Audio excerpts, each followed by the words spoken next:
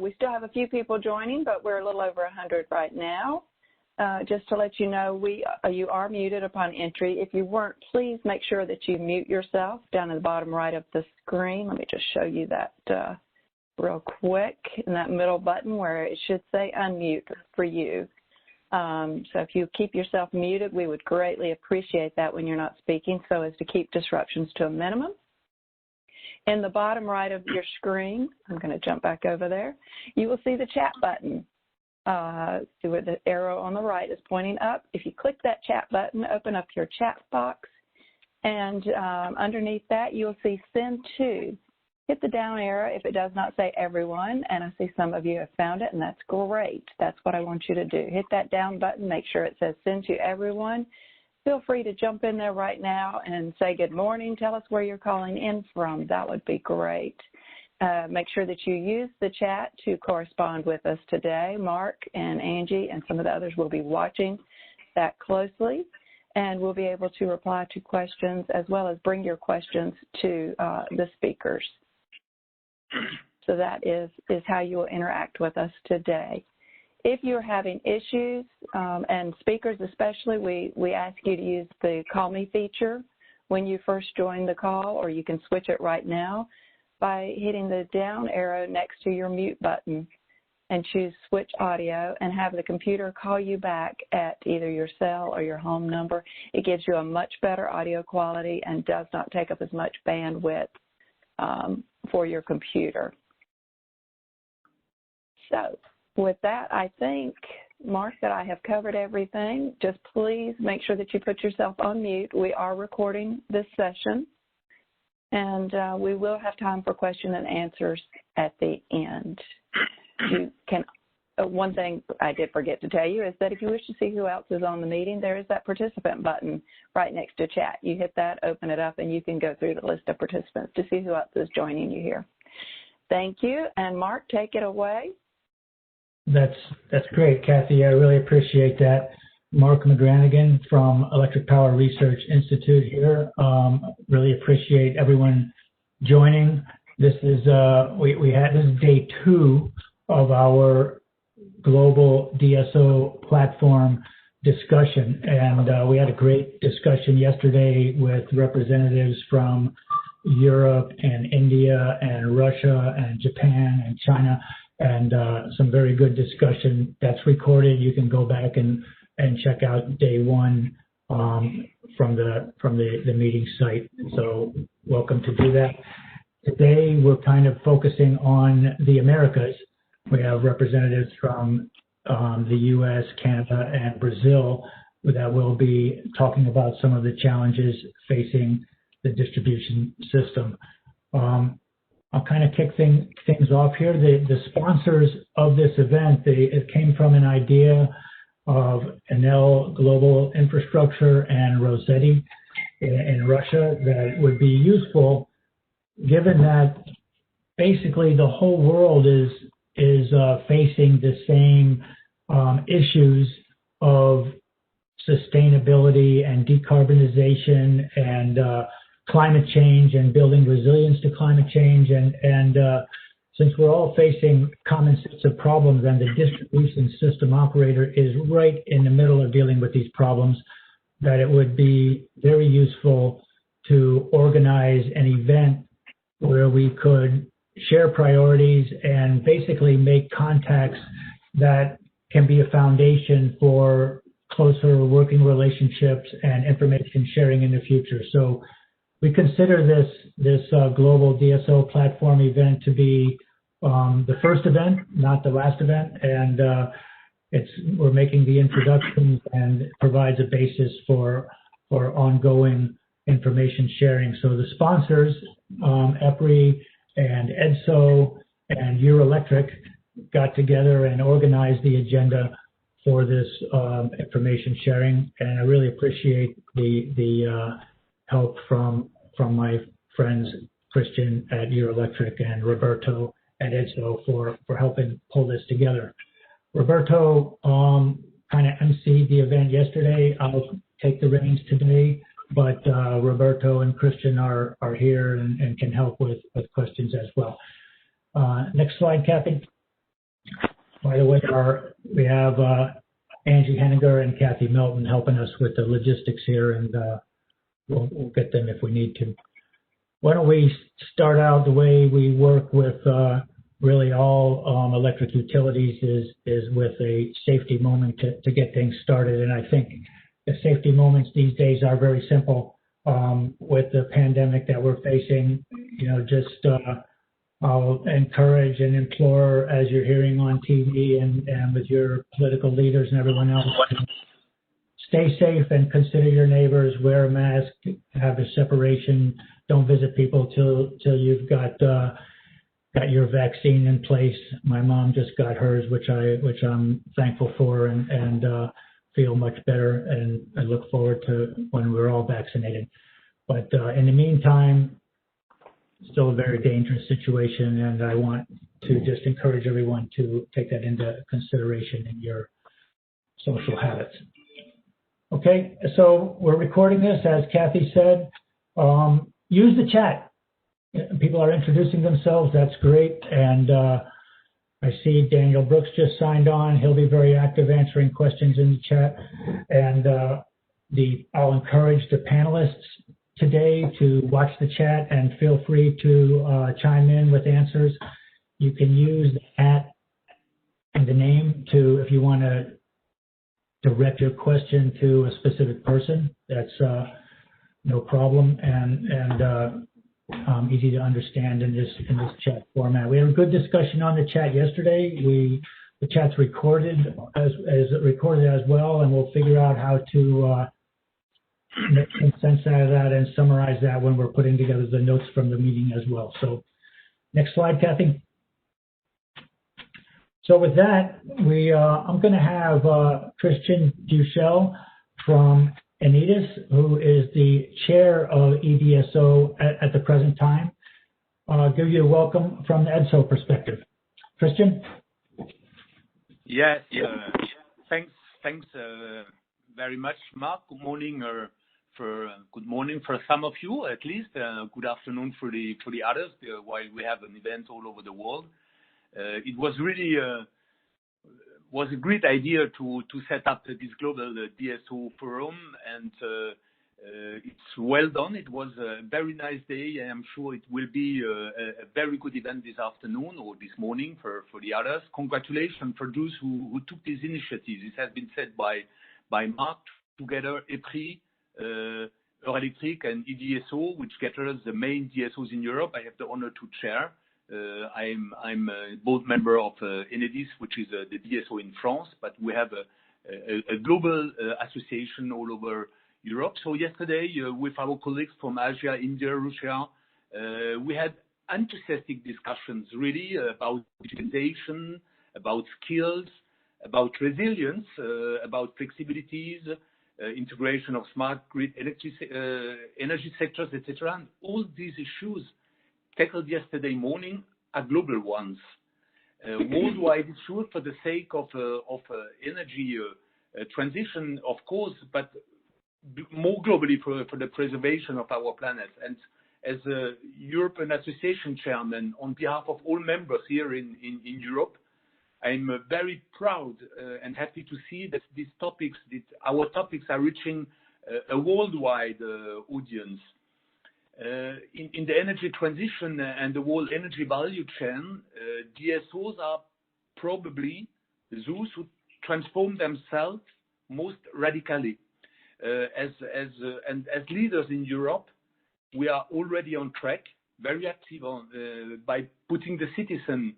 To give 3 examples, by putting the citizen and the customer in the center of this value chain and giving them, especially through digitalization, the driving seat in the system, but also by focusing ourselves on data, as we are for decades on electrons.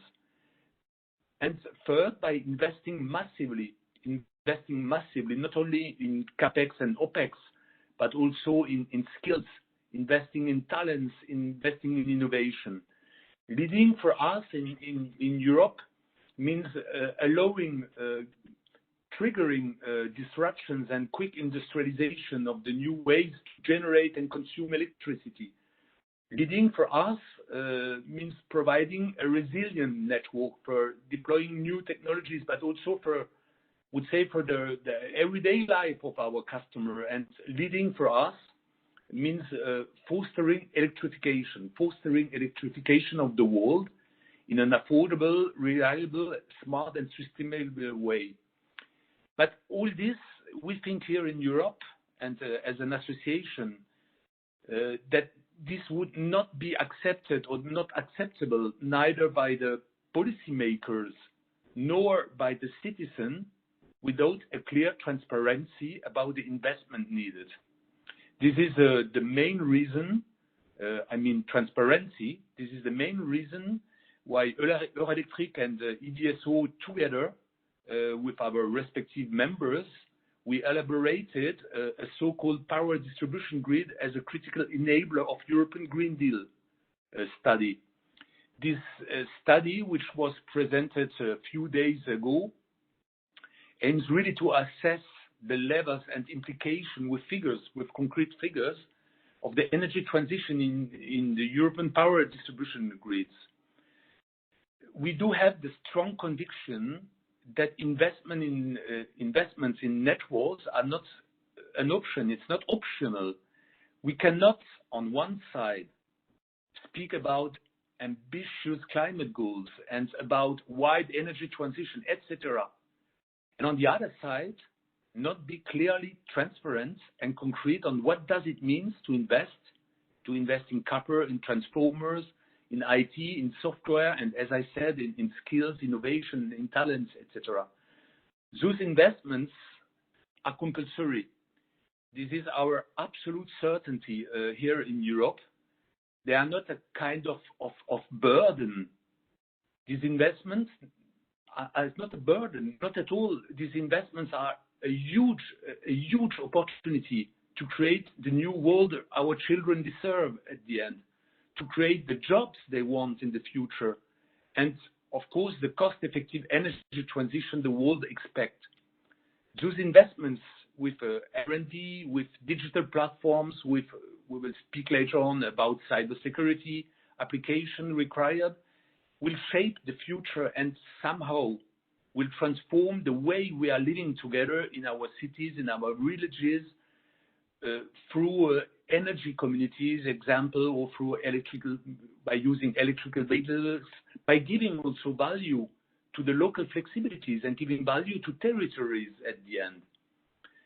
Europe and all the stakeholders from the European Commission to the cities through the European regulators, there's a regulator in each member state in Europe.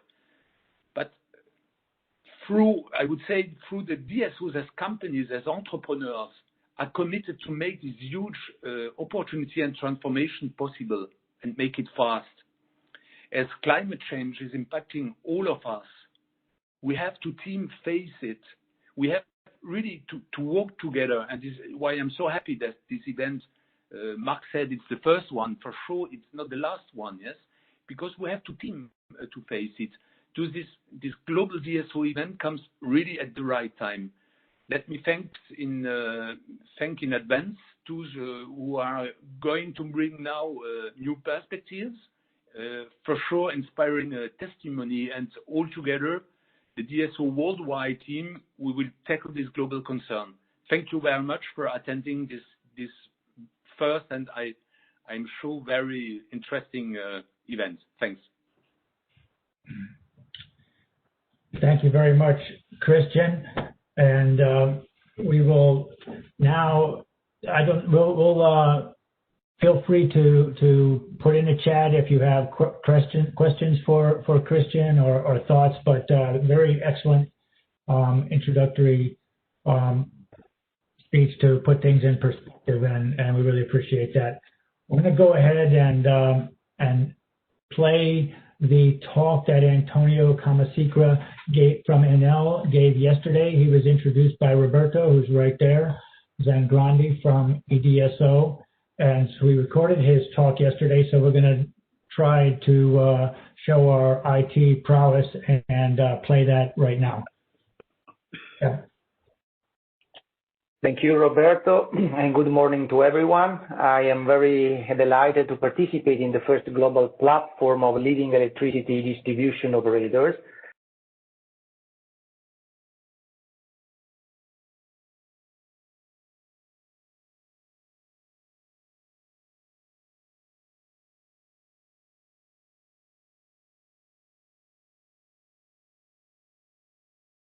We lost audio.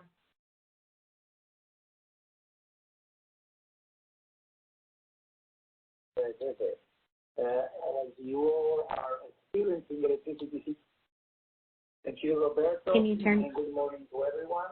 I am very delighted to participate in the first global platform of leading electricity distribution operators. I think this is a unique opportunity to exchange experience. Can you turn the audio up, please? A global network of leading distributors around the world. We should take this occasion to discuss and address the current challenges and opportunities of the distribution system operators, which are common to us and as a basis for the future endeavors. As you all are experiencing, the electricity system are undergoing an unprecedented energy transformation, driven especially by the ambitious renewable energy development, electrification, and the development of the digital technology. Today, the electricity grid plays an important role of a leader. It's important to realize that achieving a fast and just transition will accelerate the economic and sustainable development of the community that hosts us. The consequences of the energy transition, with the increasing demand for electricity due to the growing electrification of consumption and new services, will necessarily determine a need for overall electrical system efficiency in order to ensure better reliability and preserve safety and high standards of service quality to the end consumer. And this will become a more and more important topic going ahead. Another consequence of the energy transition is that it will require a volume of investment that exceeds the physiological amortization of the rough days because of the increased volume of consumers, of customers, and their electricity demand. Therefore, the expansion of the grid capability must be more intense than in the past. And we hope that it is continuity, of course. The DSO will have to optimize investments for the adaptation of the grid, aiming to preserve its stability and its resilience indeed. We focus on resilience because infrastructure will be exposed to the risks associated with the current climate crisis. In the coming years, actually, we are already experiencing the fast-changing weather phenomenon around us, and we cannot allow our customers to be unserved by electricity as a basic necessity for daily life, and if we aim to do more and more things with electricity. It's simultaneously necessary for the DSOs to invest in innovation, technology, and process digitalization. Indeed, the grid observability requires tools for real-time monitoring and advanced automation, like integrated smart grid systems, real-time observability, and forecasting tools, which allow the distributor to offer a better quality of service. Leveraging on innovation and digitalization is key to be more efficient and flexible, but also to create shared value with our stakeholders, for example, by offering them new services for communities and local institutions in a, let's say, API kind of service. Innovation does not have to be merely technological. It's fundamental to innovate system processes and business models in order to address the energy transition challenges. Utilities are evolving, or at least we are doing this, evolving into platforms, which in turn will be an enabling factor for countless new services. To fully exploit the potential, it's necessary to develop and strengthen even external collaboration, involving and incentivizing new players' active participation, cross-sector partnerships, and consumers' engagement together with communities and institution support. Kathy, can you turn the volume up again, please? Community and stakeholder engagement. That's as loud as it can go. For the future development. The interactions are becoming more and more frequent. Customers' behaviors and expectations are evolving due to the rising awareness and global concerns, such as the consequence of the recent pandemic, for example. Our increasingly aware customers will want to put a sustainable footprint on their life and consumption, and to be an active part of this decarbonization process through their choices. For example, buying electrical vehicles, installing renewable energy sources, storage, and so on. The distributor system operators have to feed this trend and making customers increasingly more active and aware to encourage the choice of electricity for all needs as an individual, but fundamental contribution to sustainability. Electricity is, in fact, the easiest and most natural choice for our customers to contribute to a sustainable future.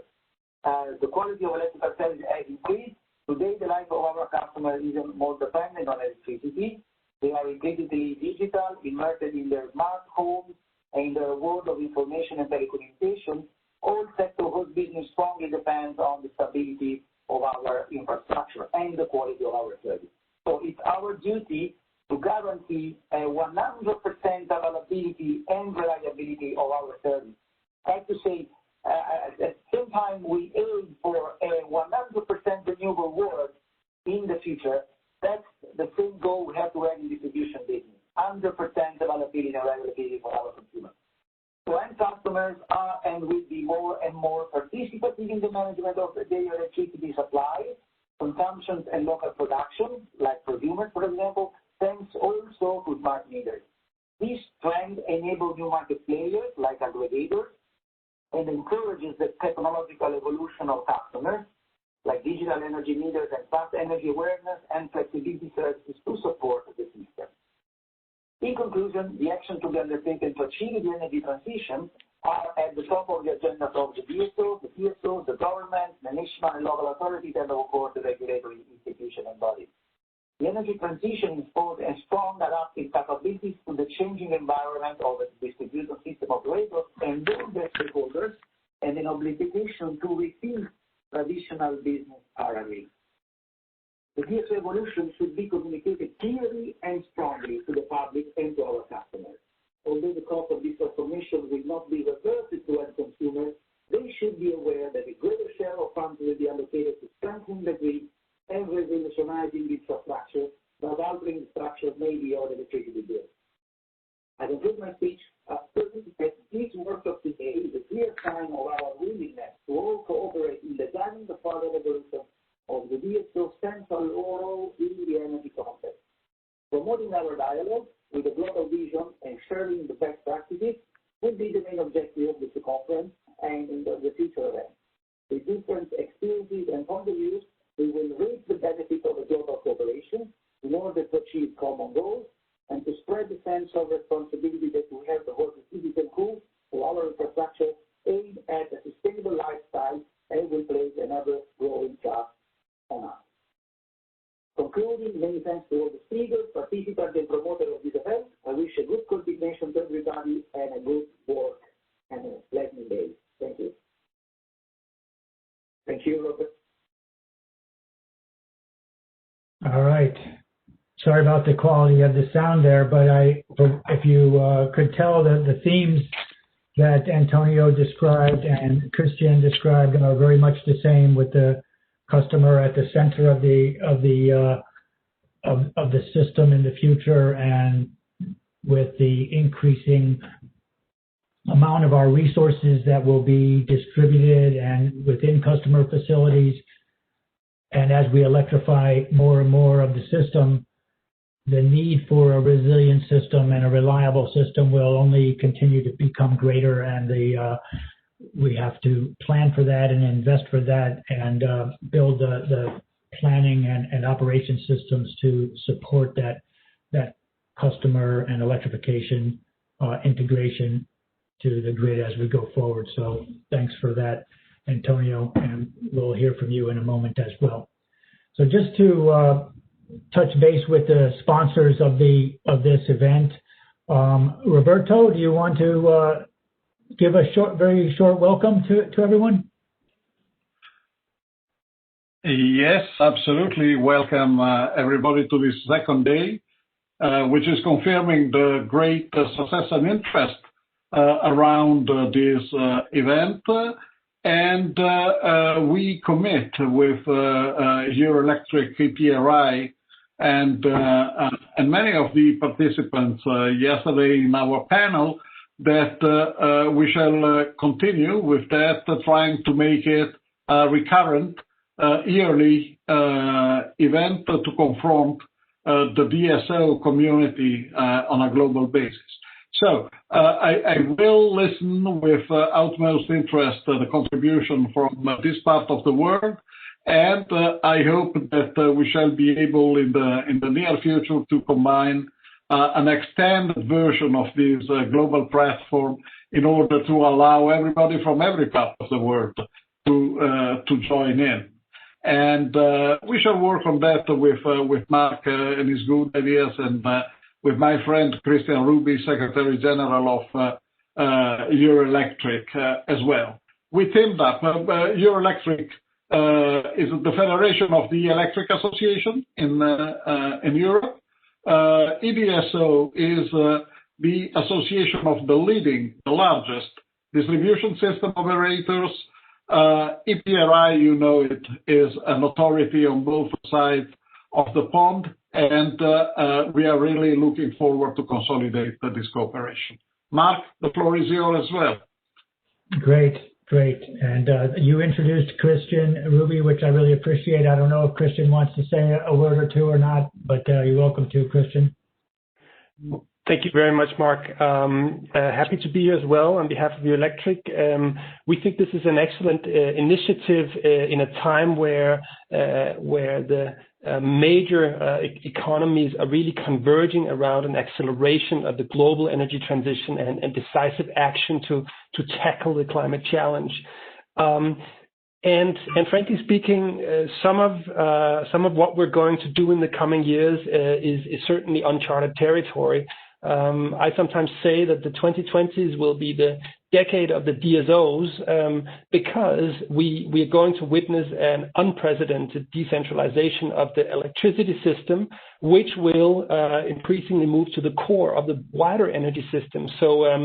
So DSOs will be front and center in this new energy system, and therefore learning from each other in this process will be absolutely critical. We have very good experience from the International Electricity Summit from our cooperation with partners in the U.S. and Japan, Canada, Australia, along the same lines in a broader industry context. So we think that a forum dedicated to the distribution grids is really valuable, and will continue to be engaged here. Thank you very much, Mark.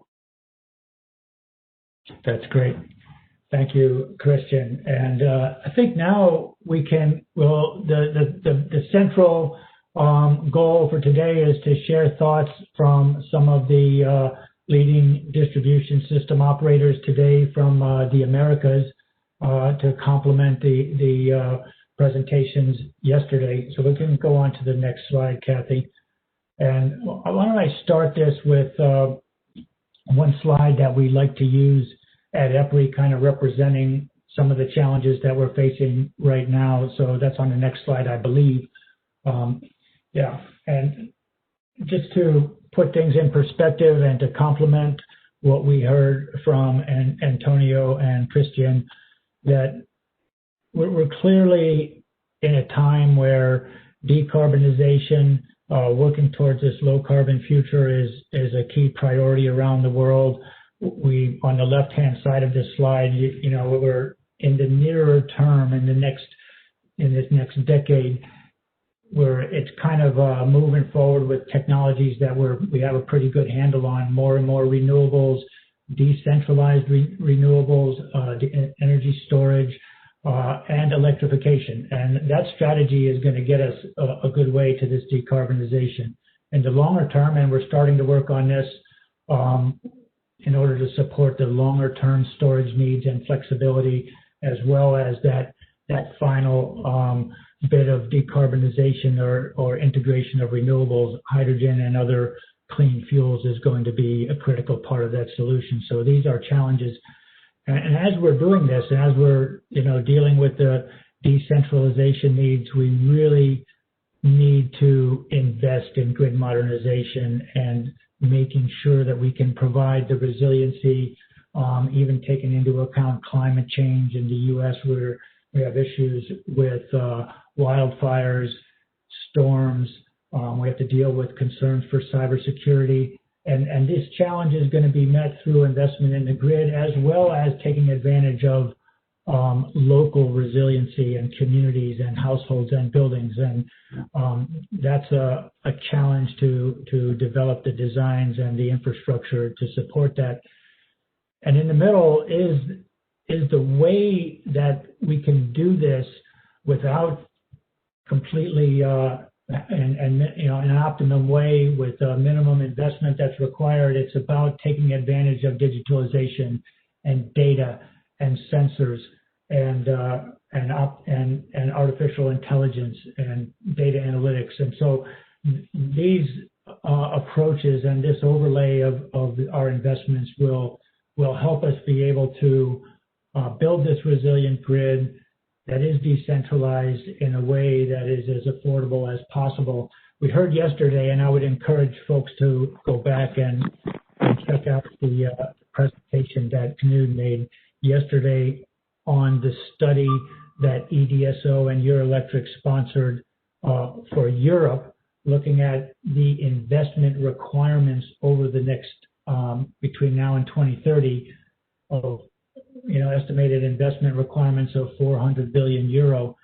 And also, as we heard, with the conclusion that, the impact on electricity rates, even with that level of investment, is not that great. So, and that is a result of taking advantage of digitalization, non-wires alternatives, getting flexibility from every part of the grid. And so these are the challenges that we're facing, and they're really all challenges for the distribution company. The distribution company is in the middle of this tremendous transformation.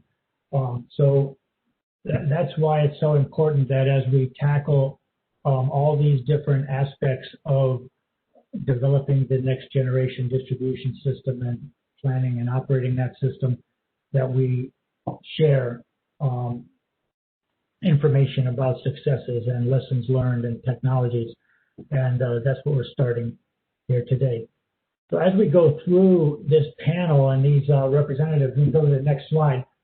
We have a very strong and interesting group of executives that will each give us a short perspective on some aspect of these challenges. What we asked each panelist to do was to focus on one or two specific areas of these challenges, and then we can take these contributions all together and get a good kind of big picture of the challenges that we're facing. So each panelist is going to take 5 to 8 minutes, and feel free to jump in on the chat and discuss the material and thoughts of these presenters. I'll ask the panelists to go ahead and monitor the chat as well. If we have some questions that are really appropriate, we can bring those forward for the question and answer session at the end. If there's a particular question and we have time associated with each panelist, we may address one or two questions right away at the end of that panelist discussion. So that's the way we're going to go through this. We got a great panel. We're going to hear some, I think, a real diverse set of perspectives on the challenges that we're facing at the distribution system level. And so we'll get right into it, and starting with Antonio Camasicra, who we heard from his presentation yesterday. Are you with us, Antonio? Yes, I'm with you. Good morning, everybody. The floor is yours for the next 5 minutes. Thanks. Well, thank you very much for this invitation. I'm sorry for the audience for the bad quality of the video. I was actually available to have a live speech. Unfortunately, they preferred to run my yesterday before, but probably it was even better than today. So, but out of any jokes. So I think first of all, the overarching idea of having a global conference among the distributors, it's probably the evidence that we are entering with more awareness into this decade, awareness of the importance of the distribution system operators in order to be a protagonist, an active actor of the transition. I think we all share the same view about the fact that no energy transition is possible if the distribution system operator, together and in links with the transmission system operator and the actors along the entire value chain, will understand their role, the fast-changing pace of technologies, of roles of the actors in the value chain, and the need that is stemming out of this for investments, change of rules, adaptation of, let's say, the level field and the play field, and fast introduction of new technologies, of new regulation, and new ideas. We believe that, put down very simple, for any dollar that will be invested in generation, at least another dollar should go to grid reinforcement, grid evolution, grid digitalization. There are two things why we believe that. The first is the grids are already experiencing the negativities of the climate change, with the fires coming as a consequence of the hot waves, but in the northern hemisphere and sometimes also in the southern hemispheres, we have the winter problems of heavy rains, heavy snows, floodings, and stuff like that. So with a polarization of weather phenomena that are hitting very hard on an infrastructure that was designed and built years ago, many years ago, decades ago, in a completely different kind of scenario. The other reason why is because we are promising a cleaner, lighter future, and we are engaging with consumers, telling implicitly or explicitly to them, please consume more electricity as a choice or for your energy needs, because it will be cleaner. And if this will happen, we have to bring the electricity to the homes and to the factories and wherever with a much higher level of quality and reliability. And this means basically that a big part of the society, directly or indirectly, will be linked to our infrastructure. Think of the digital world, think of the telecommunication world, think of the mobility and the heating of the future homes. All of those things will be possible only if we have a virtually 100% available infrastructure. Any moment, any time, day and night, winter or summer, wherever, whatever is happening around us. To do this, we have to invest a lot of money, but because the goal is not to let the customer pay too much for it, we have to invest in the most efficient way possible, which means that we have to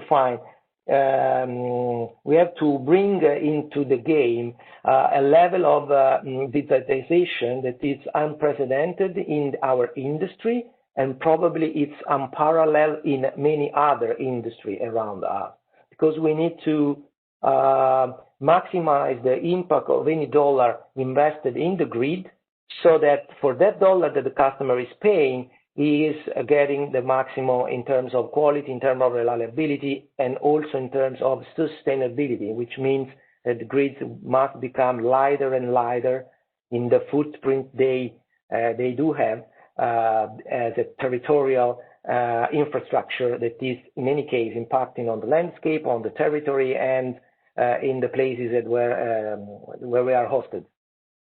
So all these things put together will imply the necessity, I think, for a fast-changing regulation that should promote and push for this evolution to happen faster and sooner than even desired by the grid operators.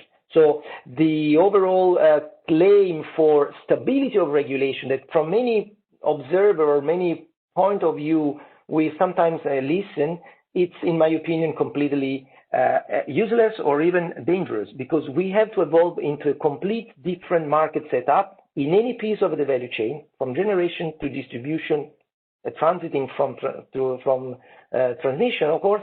And so we need having on our side regulators that will design together with us and together with the consumers the rules of the new distribution system operator model, which means the orchestrator of a number of resources today not present in the grid yet, but already available as technologies, and that very quickly tomorrow will be actors of the energy transition. So all these things put together will make our job in the next 10 years a big fun, a lot of money to be invested, a lot of new technologies to be deployed. And so the message is, if we do not evolve, we will quickly jump into the other side of the moon, which means will be the resisting factor and not the promoting factor of the energy transition. I'm sure none of us want that. Thank you. Thanks, Antonio. You're our one European representative on the panel right now, and let me ask you one question just to put things in perspective compared to some of the thinking in North America and South America. How do you see the regulatory transition happening to support this vision that you're describing, where the distribution company is investing based on societal priorities, resiliency, flexibility, integrating the customer? I know we have this sandbox concept in Europe to try out new regulatory approaches. Is that good enough, or do we need, a massive change in approach? How do you see it happening in Italy and elsewhere? Well, I have to tell you, we have the opportunity and probably the uniqueness of being an operator in many different countries, because as you know, we are among the few, global operators. So we are in Europe in several countries, but we are also one of the biggest distributors in Latin America. What I can tell you that the benchmarking among the regulators in the territory where we have a distribution company, but also with other regulators in Europe and in the US, that in general, I think the overarching concept of experimentation is there. In Europe, we can see that you mentioned the sandboxes, the innovation window. But in general, my criticism is that we're going too slow. Things are happening at a faster pace, and technology are now available. Renewables became quickly the cheapest source of electricity possible. The e-vehicle mobility, the e-mobility is becoming quickly an opportunity and a possibility for a driver, and any other, electricity is becoming economically viable for many industrial processes as well. So this imposed the need for new things to be done, new services to be provided to the grid in terms of stability, flow management, billing, flow management, curtailment, and stuff like that. So I think I think we are now moving into a phase of faster action because we need to try, test, and demonstrate that what we are doing, what we can do in the future, it's the most logical and economical and safe things for our consumers. So the innovation boxes, the sandboxes are a fantastic, environment where to test new things. But my personal opinion is that we should accelerate dramatically if we want in 2-3 years' time, having all those experiments done, improved, and then transform it into new rules for the new actors or for the new, let's say, role that the distribution system operators will have in Europe, but likewise in other countries. That's one important thing. I think it's important to discuss. If you look what happened in renewables, it's quite evident that the speed of penetration, it was not the same in all the countries. So we had 10 years or 15 years of, exiting from the lab in Europe and US, and then all the rest of the countries could benefit from this long, let's say, phase, and now are implementing renewables pretty much everywhere around the world. And I think the same will happen in grid. So if we test something in Europe or in US, then I don't think the other regulators will have to do another test in their country. They should be able to benchmark and take advantage of the advanced experimentations done in other countries and bring with more simplicity and more openness into their systems the good things that we were able to do somewhere else. And that would be to the benefit of the consumers wherever they are. Excellent. We had a little bit of discussion yesterday, and in the chat I referenced the regulatory compact that exists in Hawaii right now. I don't have anyone from Hawaii on our panel, but we can put in the chat a link to an article on the kind of performance-based regulation that has been adopted in Hawaii to help the utility and the society to go down a common path to achieve the goals of distributed renewable integration and resiliency. So I think that's one good example, and we're going to have, I think you're right, we're going to have to learn quickly on the regulatory side how to enable everyone to get on the same page. So with that, we'll go on to the next panelist. Kenny is a good friend that has helped with our European meetings and information sharing in the past. He's been over to present some of the forward-looking thinking at CenterPoint Energy. They're one of the first to really deploy advanced metering and get operational benefits from that. That's one of the topics that was very important yesterday as well. And Kenny's going to talk to us about the grid modernization investment strategy at CenterPoint. Kenny? Hey, good morning, Mark, and good morning to everybody. And it is really a genuine pleasure to be here. So thank you for including me in this discussion. And I'll be very brief and very high level. And then, Mark, if there's questions, we can come back later. But I think it's important to recognize that the state of Texas is unregulated. It is a competitive state in the United States. And so investments in wholesale generation are done by investors. They're not done through the regulatory framework. So when you think of the state of Texas, you might think of it as, maybe this is the way the future looks today in other parts of the world. As an example, there's our summer peak load is about 70,000 megawatts, and there's 30,000 megawatts of wind today in the state of Texas, and it'll be about 37,000 megawatts here within another year or so. Solar is around 7,000 megawatts in the state of Texas. But in my service area, I'm in Houston, which is right on the Gulf Coast. In my service area, we're putting in about 3,500 megawatts of solar independently that we will integrate into our transmission grid. So 3,500 megawatts will be locally built to serve local loads, which I think is very important as we move into the future.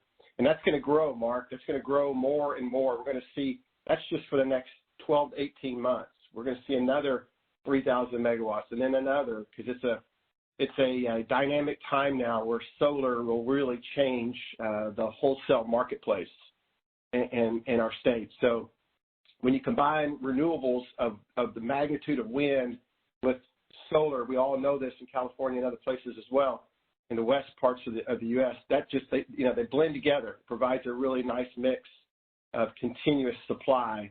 And the reason why I mention that is because I know we're talking about distribution and grid modernization, but we have to put that into context, because as we continue to grow and grow, even without regulation, we grow more and more renewables, and we supply the mass markets with that choice in an affordable way, it changes the game a lot faster. It's going to change how the distribution system is going to operate in the future. And we as an electric utility that owns the grid and is regulated in the state of Texas, we have to prepare for that. We can't just sit back and wait. That's the wrong answer.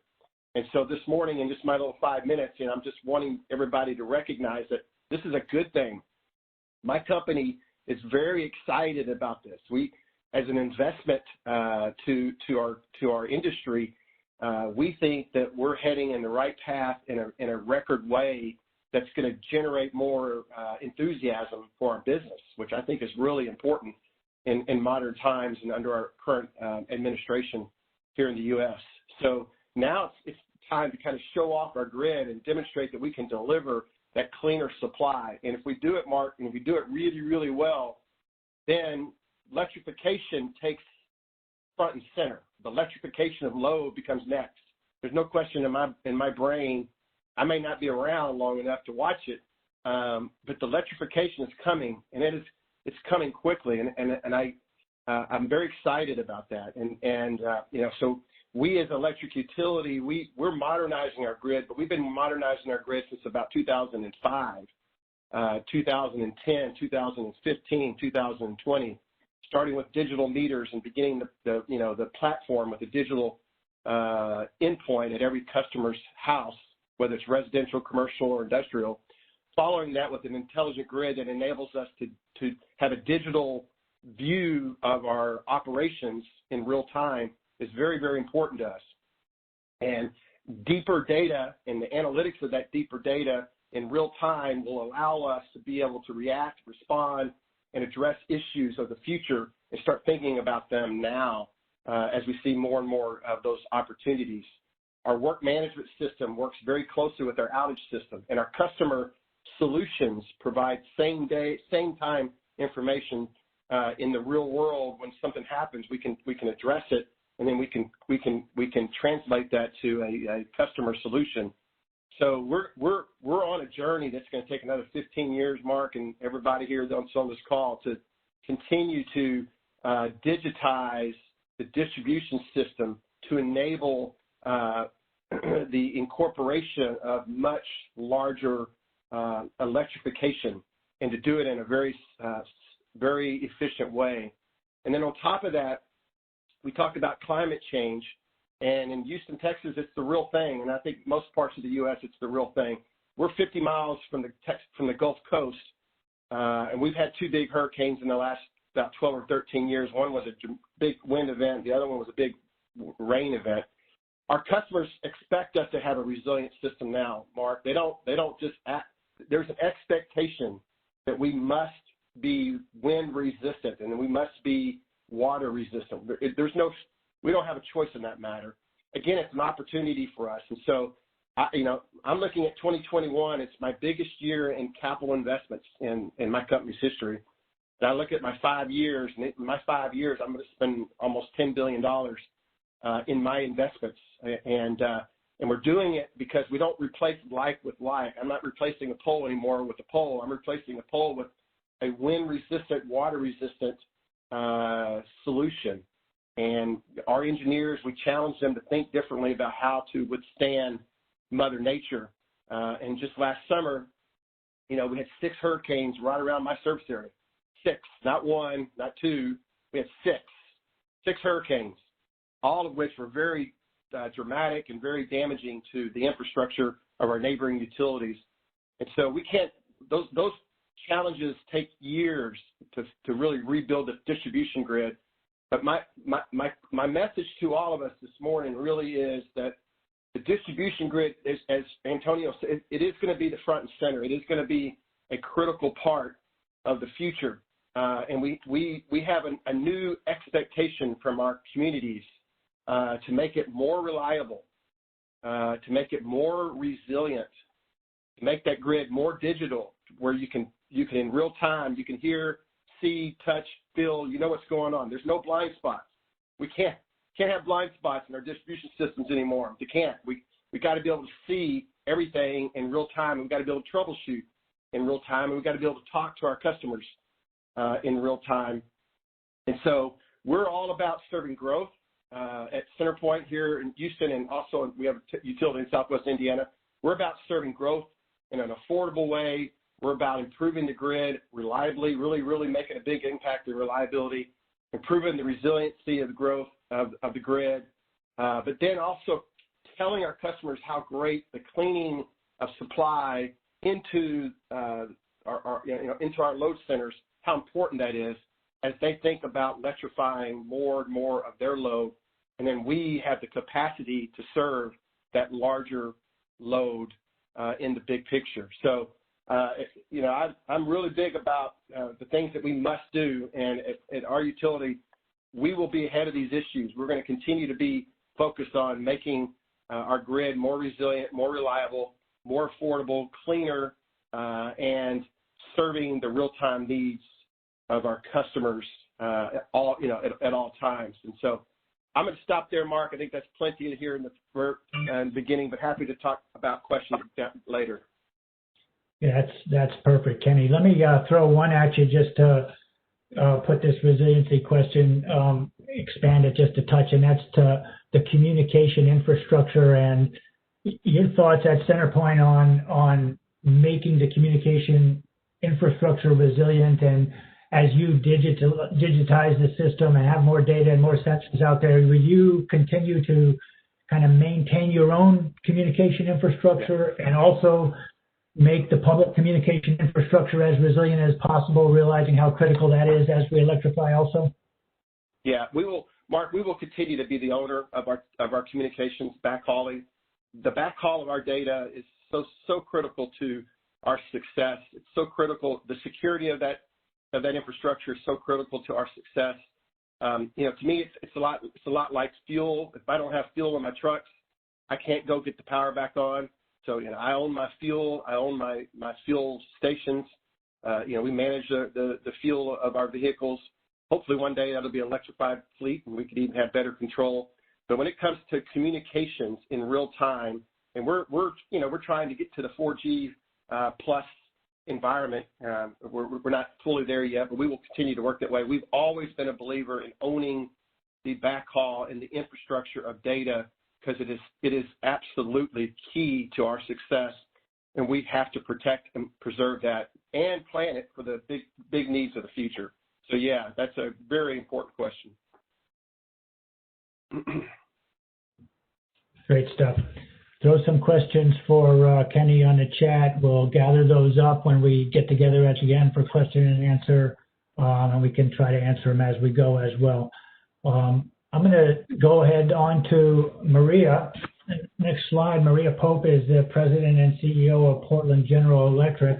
We made Maria get up so early that we're allowing her to use a couple of slides here, and I'm gonna run those slides. So I'm going to share my screen and share PowerPoint. Mark, her picture looks very fresh early in the morning. Good morning, Kenny. How are you? Good morning, Mark. Thank you all for having me. The first slide that's up on the screen, I think, is in distinct contrast to CenterPoint in that we are a vertically integrated utility in the Pacific Northwest. We're not suffering from hurricanes, but wildfires are front and center for us. And many of the issues I'm going to talk to you about are similar to those that we've heard this morning. So why don't you jump to the third page there, Mark? Thank you. The next one. So first, there, in terms of the climate urgency, I think it's really important that we think through who is it who's driving what we're doing. And it's first and foremost our customers. We have a focus on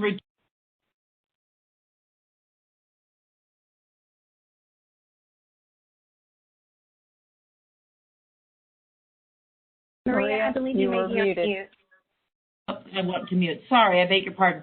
So we are focused on reducing 80% below 2010 levels by 2030, net zero by 2040, and then that also includes the cars we drive and our overall footprint of our utility, even heavy industrial line trucks. So in terms of how we're doing this, first of all, Closing coal plants, reducing our use of natural gas facilities, and expanding renewables. At the end of the year, we just went live with starting the Wheat Ridge facility, which combines wind, solar, and battery storage in one facility, really maximizing our transmission system. We also have a tremendous amount of smart grid initiatives, and I'll spend a little bit more on that later. But I think it's important that customers are truly at the center of all we do, and we've heard that this morning from Antonio as well as from Kenny and from others. Political community leaders are now aligned. In Oregon, we have a perfect environment for focusing on green energy and sustainability. But now if you look across the country, there's no question that that will accelerate. And then just yesterday, we saw Larry Fink from BlackRock come out with regards to his letter to CEOs and focus on climate in addition to driving net zero. And it was within a couple of hours that actually the Sierra Club picked up on where that was going and issued an additional challenge to our sector. So if we go to the next slide, in addition to our 16 generation facilities, let's keep on going. Next one. Perfect. Our 16 generation facilities are 30,000 miles of transmission distribution lines. We are focused on an integrated grid strategy, very similar to what we've heard. We believe that being smart, being resilient, and investing in aging infrastructure is a win-win. And Kenny talked about the step function change that we are all making. We are not replacing like for like. We're replacing like with digital, with more resilient infrastructure, and with entire integrated networks that are smart. One of the things that I would add is the integration with customers. We have the #1 renewable program in the country where customers voluntarily pay a little bit more for renewable energy. It's about 25% of our customer base. Renewable prices are coming down, so those prices are coming down, and I expect that to increase significantly. Many of our large customers are wanting not only to buy 100% renewable energy, but to know specifically where that energy is coming from. And we have projects for many of our large municipal customers, as well as many large businesses, particularly digital companies.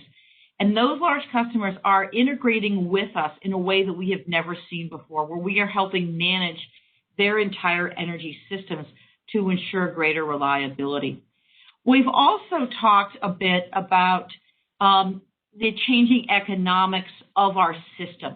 And Texas is probably ahead of us in terms of leading the U.S. in an energy-rich, low-cost energy environment, but a capacity-short environment, and one that is completely tech-dependent. We'll see that in the Pacific Northwest, and I think proliferate across the U.S. in a way that we have not seen before. And if we are truly going to be focused on climate change, we are going to have to get after the transportation sector, which provides an ability to have greater stability of our grid as we use technology and when we charge, and bidirectional use of batteries, or as well as the kind of storage, let's say, from hydrogen.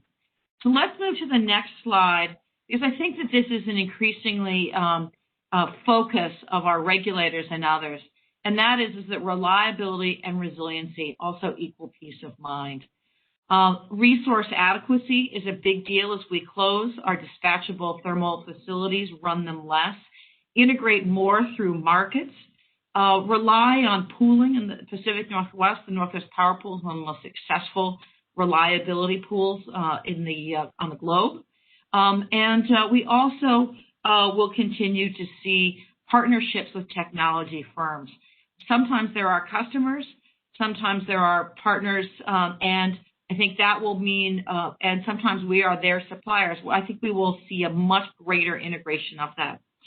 System investments I've talked about before. It's going to be a challenge with the amount of capital to deploy to keep customer prices affordable, and if everything needs to not just be a twofer, but I would also say a threefer.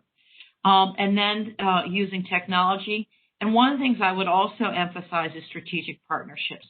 From the community level for resilience, from the technology level, large companies, as well as emerging businesses, all the way to global partners for different infrastructure investments. It's a really exciting future, and we couldn't be more pleased to be leading a transformation across our state, across the Pacific Northwest of the United States, leaning on all of you for terrific learnings globally. So with that, Mark, thank you for having me today and the opportunity to learn from everyone.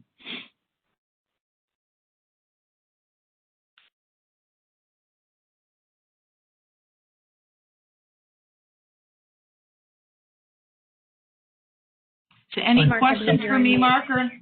I have a question for you. I think that what I'd like to ask is, speaking of the affordability and not impacting rates as we implement more local resources, and you guys have some great smart community projects and moving kind of responsibility for energy management at a community level. In the U.S., we have a new position in the Department of Energy that's called the Director for Energy Justice. I think I have that name right. It's Shalonda Baker is the appointee for that position, and she's a very, very smart Air Force Academy graduate that has written a book called Revolutionary Power, an activist guide to the energy transition or something like that. But the point is, this concept of energy justice, and as we electrify transportation and we invest in resiliency and customers can implement their own resources, how do we make sure that doesn't adversely impact folks that already can't afford their electricity? And I think it's going to be, from an image and a communication point of view, an area that as distribution companies we're going to have to get right out in front of. So I'm interested in your thoughts on that, Maria. Sure. So let me talk about 3 areas of focus, and I think you're absolutely right. We also see this as front and center of the Biden administration's goals with regards to clean energy. So first and foremost, many of you know that Portland and Oregon has been on the forefront of social justice issues this past year. We have been leading with regards to integration of customer energy. So we are about to complete an integrated operating center that will build upon many of the distributed systems we have, with smart meters in people's homes, ability to control energy usage. We just deployed a number of batteries to 50,000 homes to be able to, and have already seeing on the residential side our own mini depth curve taking place as of yesterday. So this is all happening real time.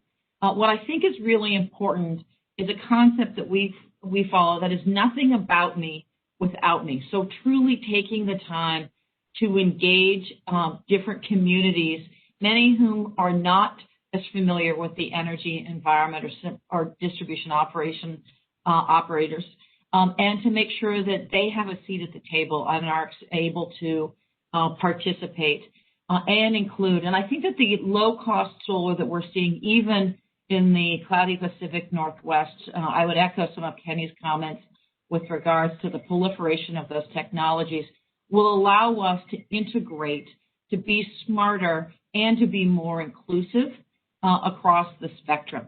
So to me, it's a little bit of a make sure that we're listening twice and 3 times and 4 times, and being inclusive and really accelerating the opportunities for everyone is going to be critical. And I think for regulated utilities, it will be essential. If you think about why we exist in the first place, it was in many instances to be able to provide access to electricity to rural parts of the country, as well as to the inner cities and the more profitable parts of our business. And if you look at our mandate now, it's to serve everyone, it's just a little bit of a different slice. Instead of rural and urban, we're now looking at those who have had less opportunities versus those who have had more opportunities. Great. I think it's a topic that we're going to continue to talk about, so I appreciate that perspective to get us started. Okay, we'll come back to additional questions and answers in the question and answer session. We're going to take a trip across the country to New York now, and I actually have 3 panelists that are all involved in New York, although some of these companies have multiple jurisdictions. And so we'll get a good perspective. New York has been working on a concept called Reforming the Energy Vision for some years now, and it'll be great to hear kind of a progress report and how that concept is changing in the state. And we're going to start with John Borchert, who's Senior Director of Energy Policy at Central Hudson Gas and Electric, part of the Fortis Utilities. John? Yeah, Mark, can you hear me? Yeah, you're fine. Okay, thanks. Pardon my not opening my screen. I did that a moment ago, crashed my WebEx, and so now I'm back, and I'm going to remain off the screen so I don't crash it again. We got you. Good morning from New York. Again, my name is John Borchert, and Senior Director of Energy Policy at Central Hudson. And Central Hudson's a mid-sized utility, gas and electric utility in New York, one of the Fortis companies, the first acquisition for Fortis in the United States. So we sit in a semi-rural area in upstate New York, north of the city, just to give some folks a perspective of who we are and where we are. It is an exciting and challenging time to be an electric and gas utility in New York, but the goal remains the same: provide clean, reliable, and affordable power to customers. And achieving these goals takes careful planning and meaningful and proactive transformation, and a vision that aligns with the state policy goals. Mark mentioned the REV, and since 2012, New York's been working to transform the electric business. Initially, through what was called the REV proceedings, New York developed goals for renewable integration, distribution market transformation, and market enablement through information sharing.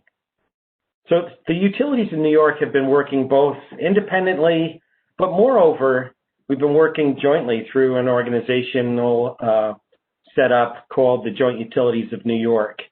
And the Joint Utilities of New York, along with regulators and stakeholders, have been kind of marching along to effect this transformation. And we have addressed many, many issues in the REV proceeding. But one thing that did come early on in these proceedings was the establishment of the role of the distribution utility. And that was important to us because it was kind of an unknown at the time. Was this going to be another independent system operator type setup, or where were the utilities going to end up? And through that regulation, it actually, they cemented a role of the distribution utility as what they call the distributed system platform enabler. So we are essentially cemented in the role of being the platform in which renewables and customers and markets will develop going forward. So, Mark, I'm sorry to tell you that REV is now old news. Because in 2020, the transformation in New York has really changed and accelerated quite a bit. With the political alignment in New York that's taken place, what once were the aspirational goals of REV that now become the legislated goals of CLCPA, which is the Climate Leadership and Community Protection Act. And also along, there's another act called the Accelerated Renewables Act. And this legislation has now set specific goals for renewables, such as wind, offshore wind, solar, goals for storage, even goals for electrification and energy efficiency. With the overarching goals of 100% renewables by 2040 in New York State and economy-wide carbon goals by 2050. Now, while much of the renewables will likely integrate onto the bulk system, especially with goals of these size, the impacts will also be seen on the distribution system. As one of our state officials had said, we will need to use all paths and all resources to meet these goals. So the distribution system is obviously going to be part of the solution here as well. I'm just going to drop back a little bit to Central Hudson. Back in 2014, we began our grid modernization, which includes grid reinforcement, installation of smart devices out on the distribution system, the development of network communications, including a backhaul, more local communications, as well as setting up for more like mesh type communications. Transformation of electric system records, putting everything on ArcGIS, the implementation of a distribution management system. And these are all what we call foundational investments, things that we really need to have in place to meet REV and now CLCPA goals. But in reality, they're much more than just meeting REV and CLCPA goals. They also improve reliability, improve resiliency, improve the ability to operate the system more efficiently, and the operability of the grid. So one thing that is happening with regard to CLCPA, and especially the integration of renewables, is there's forming a bit of a split in the path to integrating new renewables and storage on the system.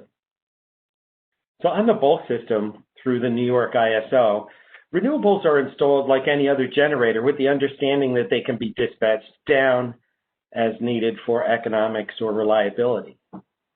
But on the distribution system, they're installed assuming that they're going to operate full output under the worst conditions. So in other words, they are fully deliverable. And that's a bit of a change when you go from the bulk system down to our distribution system. And one thing that's happening on with the CLCPA is the push for investments to make sure that renewables aren't really dispatched down, but are fully deliverable all over the place, whether it's on the bulk system or the distribution system. And so why I say that comes up with a split is because we've been working hard to make sure that we have an ADMS and possibly a DERMS so that we can dispatch down renewables. On the flip side now, we're being asked to try to make renewables as deliverable as possible and not dispatch them down. So we're going to have the functionality, but we may not end up using it as much, and the investments will be made to make sure that renewables are out there and meeting the goals of the CLCPA, which is to have renewables feed the system. So it's an interesting split that will play itself out, I'd say, over the next year or so. I think one thing, we talked about all of the investments that Central Hudson's made in grid mod, but one thing that we can't forget is probably the most important investments, which is the real resource investments needed to make this transformation, and that's the crews and operators that we need to run this new modern grid. Now, whether it's well-seasoned crews who need training so that they can confidently operate a lot of these new devices and new operations on the grid, or our new distribution system operators who've moved from, say, a dispatch and order-taking role to now really running our distribution system in real time. That's ultimately the plan. You know, we can't use the same type of resource that we've used in the past. We can't use the same level of resource that we've used in the past. So part of our plan, our proactive transformation, means getting people lined up to take on those roles, building bench strength, building training into our human resource side of things to make sure that we've got people that can actually run the grid the way that we envision it. So that also has to be part of a carefully planned and proactive transformation as we move to distribution operations system.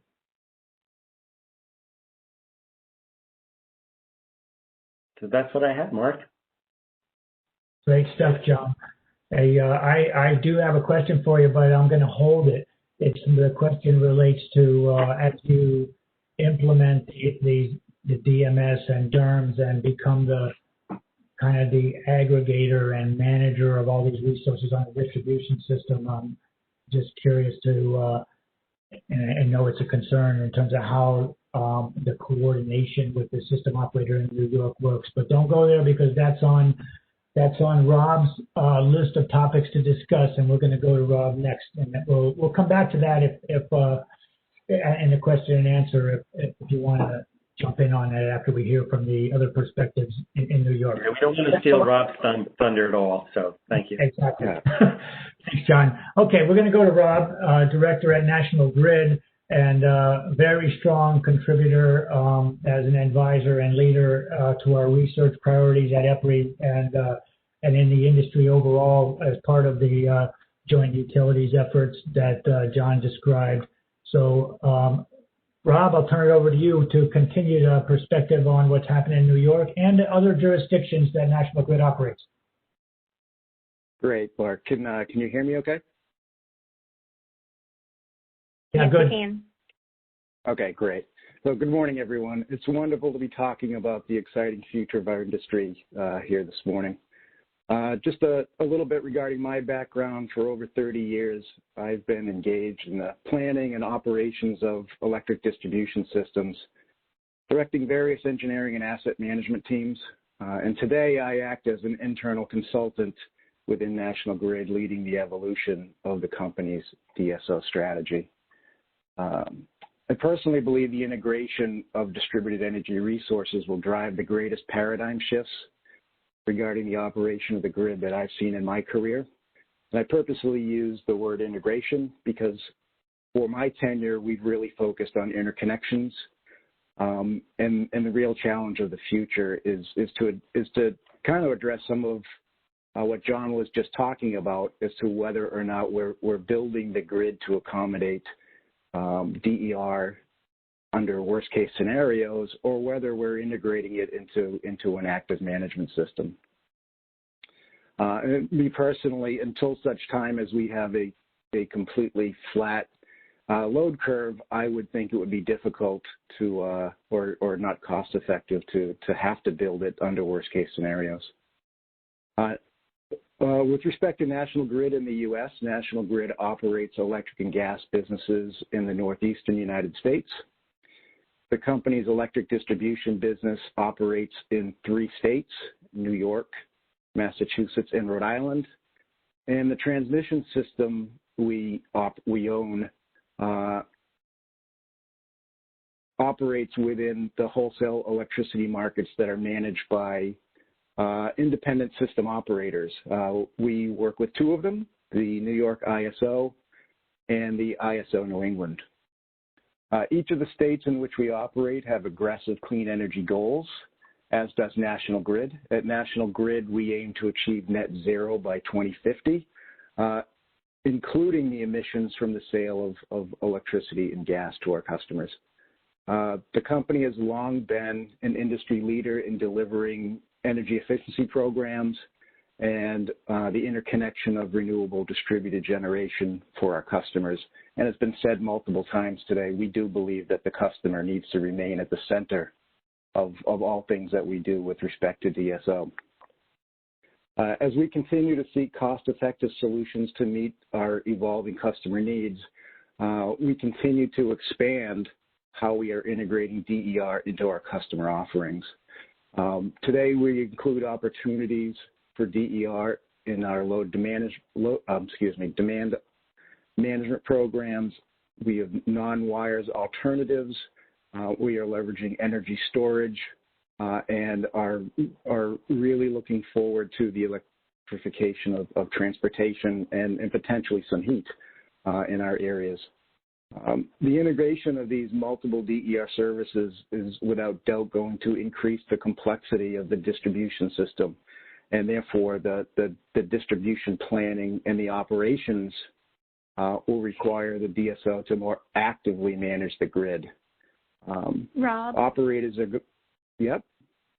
Could I ask you to speak up just a little bit? There are a few people having a difficult time hearing you. Sorry. Sure, I will try. The integration of multiple DER services is going to certainly increase the complexity of our grid, and our planners and our operators are going to have to be able to manage that grid in a more granular fashion and more actively, as some have talked about in real time. As John mentioned, we're going to need significantly enhanced capabilities, right? Because we're going to be shifting from responding to seasonal peaks and valleys to actually planning and adjusting our operations for each of the 8,760 hourly operating periods within a year. To me, that's the largest change that our planners and operators are going to have to take into account. The fact that as DER begins to get market opportunities, and with the recent FERC 2222 order that's coming to all of us, right? Those market opportunities are generally on hourly operating periods, and we're going to have to be prepared to respond to the dispatches that are being presented on an hourly basis. As I mentioned, in our region, the bulk transmission system is managed by an ISO, while the distribution system is managed by local distribution companies. Regardless of that line of demarcation, the connectivity of the grid can result in instantaneous impacts across those boundaries. And therefore, the communication and coordination between ISOs and DSOs is absolutely critical. As we sit here today, the means for this coordination is being developed across the U.S. as RTOs and ISOs prepare their compliance plans to the FERC Order 2222. As John mentioned, in New York, there's been quite a bit of coordination between the joint utilities in New York and the New York ISO over the last several years in developing their DER opportunities within their market. Conversely, in New England, we are just beginning that discussion with the ISO New England in response to the FERC order, and frankly, that timeline for their compliance filing this coming July is certainly putting a lot of strain on beginning or being able to adequately discuss the range of issues to be associated with the coordination issues between DSOs, ISOs, and the aggregators of that DER. So lots more to happen in that space. Internally at National Grid, we recognize that DSO is much more than our control center, right? And therefore, our DSO activities coordinate across our planning department, our operations groups, our customer program offerings. Critical is our IT group, as well as our regulatory services group to be able to best integrate DER for our customers.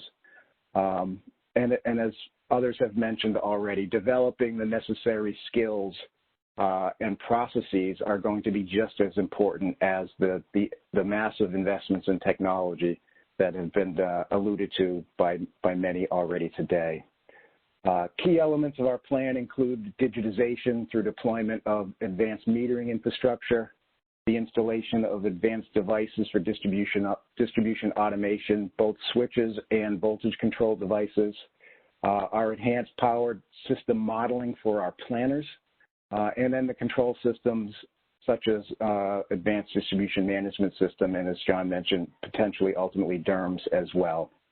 To support all that, we're going to need to really have strong information management systems and analytics capabilities to enhance our decision support as we evolve to this utility of the future. In the near term, National Grid has filed grid modernization plans in each of the states in which we operate. While the goals and objectives generally align across those jurisdictions, there are always differences in priorities and approach, which certainly can add challenges to the timing and scoping of our investments. Where it's cost effective to do so, the company seeks to leverage investments across multiple operating companies, recognizing that these investments are generally approved by our regulators. The shared costs can certainly be a timing challenge as to when they are presented and approved to the different regulators. Therefore, we seek flexible solutions that we can scale over time and that can be configured to the needs of the local jurisdiction. In closing, I believe the future of our industry is bright, and we at National Grid look forward to continuing to bring energy to life. Thank you. Great job, Rob. I'm glad you mentioned the FERC Order 2222. For those of you internationally participating today, that's an order of the Federal Energy Regulatory Commission that basically requires us to figure out how to enable distributed resources to be part of wholesale markets. And a quick question for Rob, just in terms of the groundwork that's been done in New York, do you see that as, providing a starting point for Massachusetts and other states? And as you answer that, I'll also put in a plug for, a collaborative project we have to work with utilities to figure out how to respond to this requirement and come up with common approaches. Maybe Daniel or someone can throw a link to that in the chat. But do you see the New York work as providing a starting point, or are we kind of, as an industry across the country, starting over and figuring out how to respond to that? So I absolutely think it's a starting point. Fortunately, most of us, when we get a new assignment, we do a little research to see if somebody's done some work on it in the past, right? And we have certainly, as part of our engagement with ISO New England, presented the fact that, we've been working with the New York utilities and the New York ISO for a couple of years, and we feel we've got a lot to bring to the table through their stakeholder engagement process. I do think, there will be lots of similarities in approach, and to the point you're making, Mark, having spent most of my Tuesday afternoons for the last year or so working with the industry folks led by your EPRI team on TSO, DSO integration, there's a lot that we're sharing across the different parts of the country as we move forward. Certainly, each ISO integration is going to be different because they run different markets. And then for those that are still vertically integrated, there are going to be differences there. So as I mentioned, we look for where there are the synergies so that we can leverage those into our investments, but we are going to need to be flexible, recognizing that it's not going to be, one simple common process that's going to be applied across our footprint, let alone across the whole United States. Great stuff. I'm going to move on to Anthony to round out our New York representation, another utility that has multiple jurisdictions, actually, as part of Iberdrola around the world, but also part of the New York equation. Anthony Marone is the president and CEO of Avangrid. And Anthony, can you give us a perspective on the investment strategy and addressing resilience at Avangrid? Hear me okay, Mark? Yeah, great. Okay, excellent. Well, thank you and good morning, everybody. And I think that we really heard a lot from the previous speakers this morning just about the importance of the DSOs and our utility and our industry.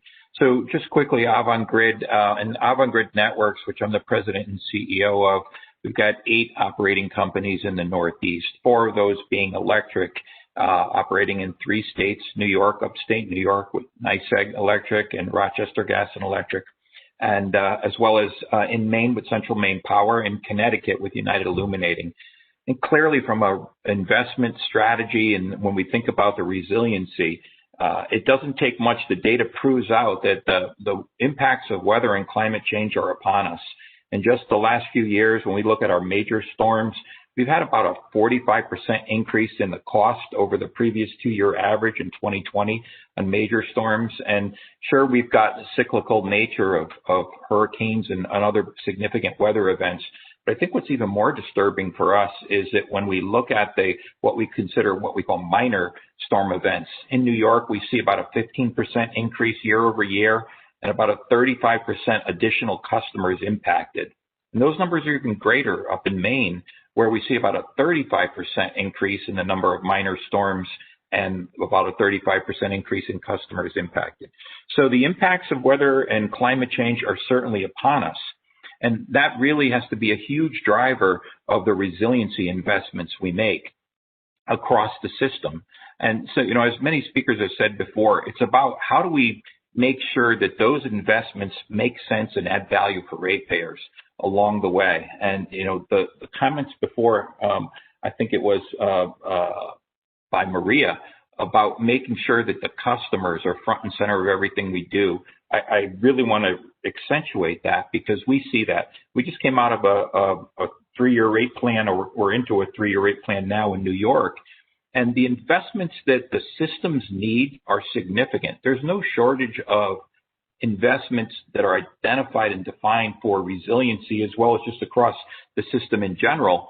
But it's essential that we make sure that customers understand the value proposition associated with those investments. And we see that when I look at the 4 electric opcos that we have across the networks business.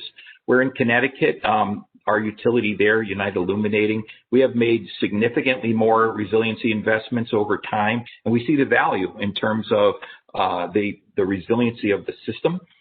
We have additional opportunities in New York and in Maine, and we're excited about those. We think there are some great opportunities there, but it's really important to make sure for us that all the stakeholders are involved along the way, because it can't just be from a utility perspective, but it's got to be able to represent that value proposition for customers. And so, it's not just in the terms of resiliency, but it's also as a DSO, making sure that we've got the right investments in the platform systems. I'm happy to say that in New York now, we are moving forward with our AMI project, which we consider a significant foundation investment for the DSO of the future. We've been very heavily engaged, just as the others in New York, with the entire REV process and its predecessor programs now, and we're excited about that. I think that the governors and the leaders in the New England and the Northeast states are on the right track. And for a utility, it's incumbent upon us to make sure that we can present the solutions, that we can be flexible as the systems change. We know customer expectations continue to evolve, and they have a desire to make sure that we can be there to meet their needs, and we've got to be prepared to do that. And in some ways, that means challenging the status quo and how we solve problems in the past. We see in some of our jurisdictions, Maine, for example, significant increases in interconnections related to some clean energy programs, renewable energy programs. And so it's creating a challenge on our planning processes to make sure that we can do things in a way that recognize and respect the impediments that we have from an interconnection, to make sure that the system is safe and secure and that our standards are followed. But at the same time, we've got to be able to think out of the box and have creative solutions. And so it's something that we're charging our people with so that we're a partner. And I think that's the key, that to be successful as a DSO of the future, we've got to demonstrate our ability to provide the expertise that we bring to the table, but to do that in a collaborative partnership way. So that really is the driver around our investment strategy. Across Avangrid from 2021 out to 2025, we're looking at almost $12 billion of investment into the system. And so this is significant, but I think it's most important that we're demonstrating that those are the right investments and create that value in that platform for the future. I look forward to any questions and part of the rest of the day. Okay, great. I'll throw one question at you right now as we look at these investments in resiliency and those numbers in terms of the increased number of events and storms and situations that you have to deal with in these jurisdictions. I know in New York there has been a priority at least on demonstrating microgrid concepts and local resiliency and communities being part of the resiliency equation. is that making it into the investment strategy at Avangrid in terms of supporting local resiliency as part of the solution, or are we still kind of in a traditional harden the grid and be able to respond faster? I think it's both. Harden the grid and respond faster has to be the foundation. I don't think that the answer is simply to just have more and more microgrids as a solution to a grid that needs investment and hardening. So I do think it's both. To me, the importance is to make sure that we have the flexibility within our system to accept a microgrid and interact with it in a successful way. And we've had a few projects in that regard, and what we have learned has been very, very important, because it's so essential that when the microgrid is needed, that everything works properly. And there are a lot of pieces to that value chain there that have to go right. And so having that experience and some demonstration projects with that, I think has been very, very helpful for us.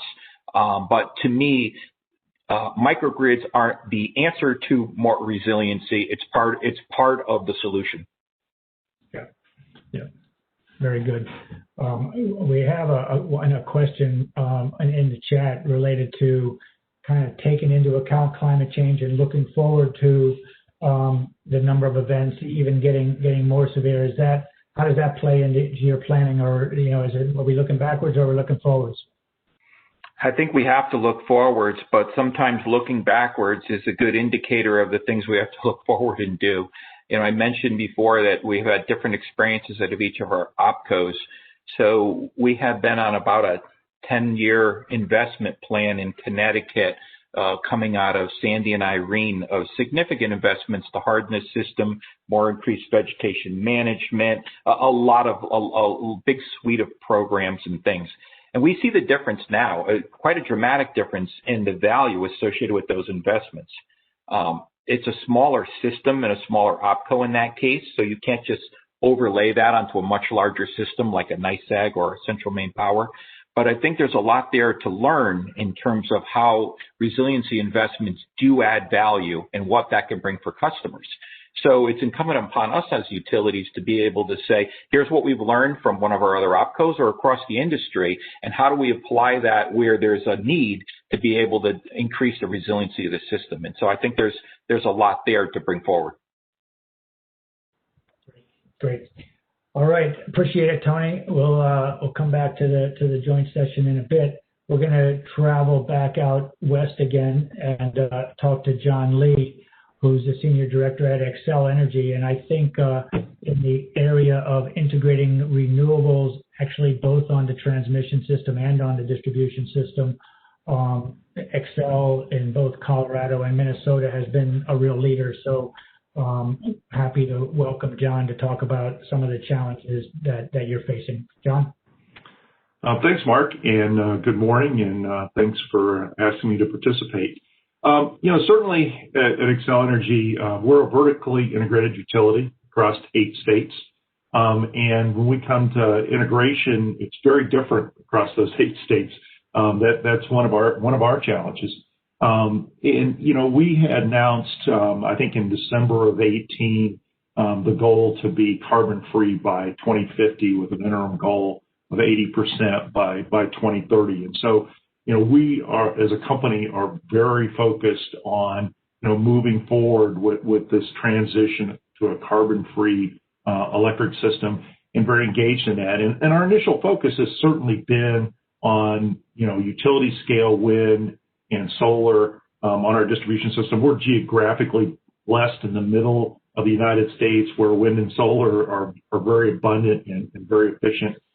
Makes things work very well for us.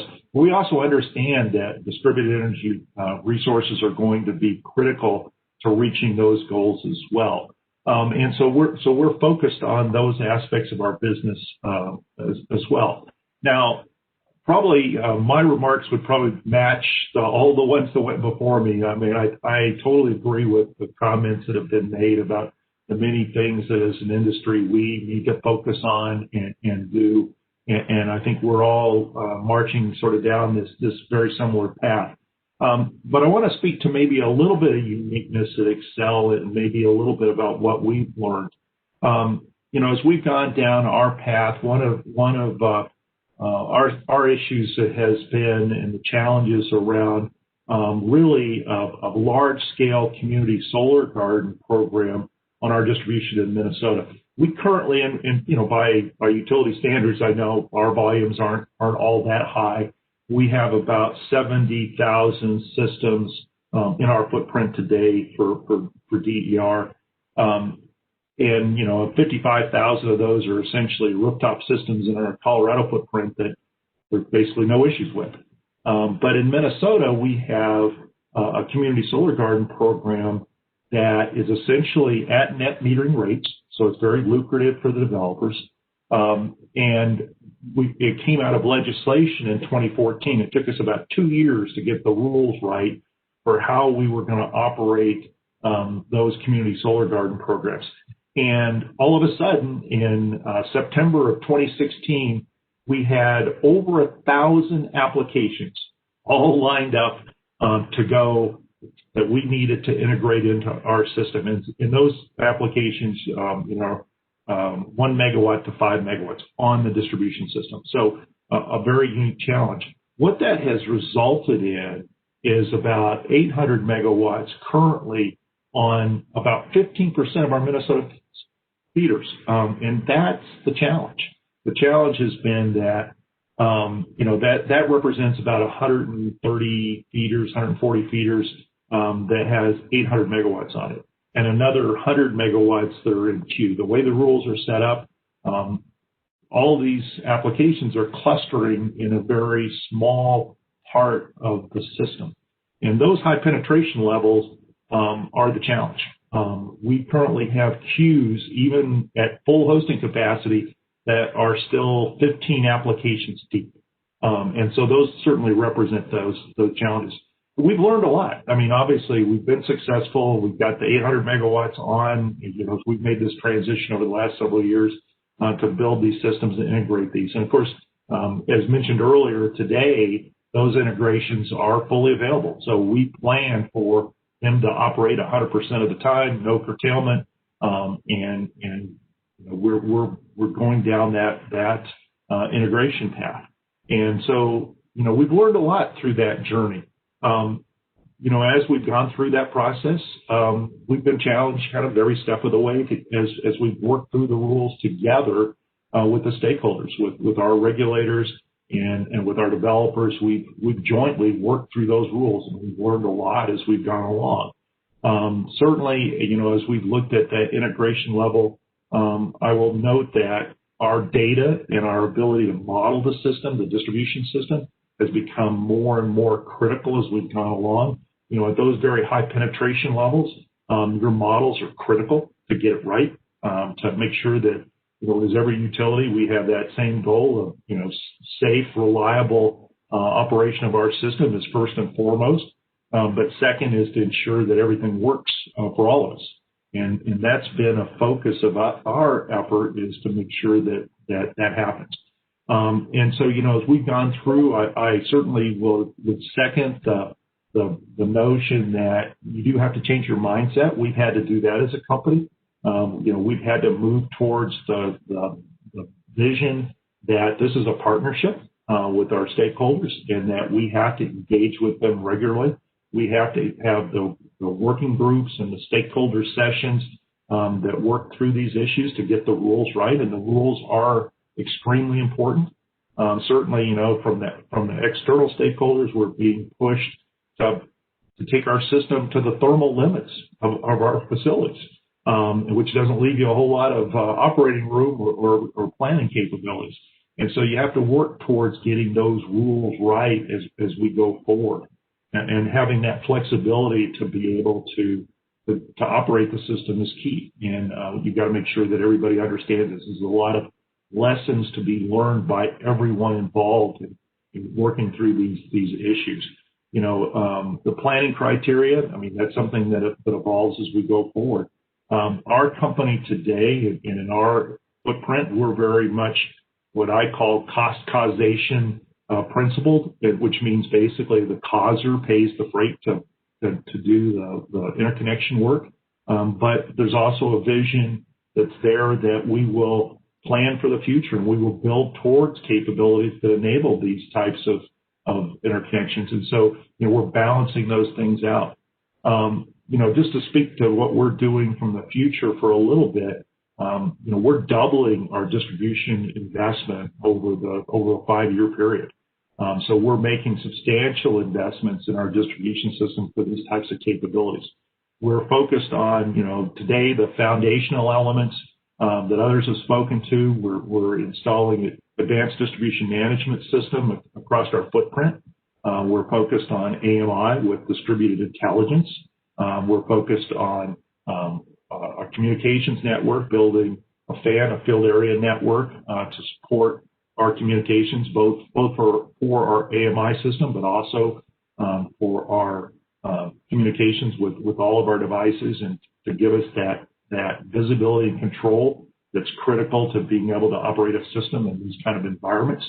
We are also increasing our capabilities in the forecasting and planning environment. We just recently started down the path of implementing new planning tools to enable us to do that. So those are very critical in making these types of advancements.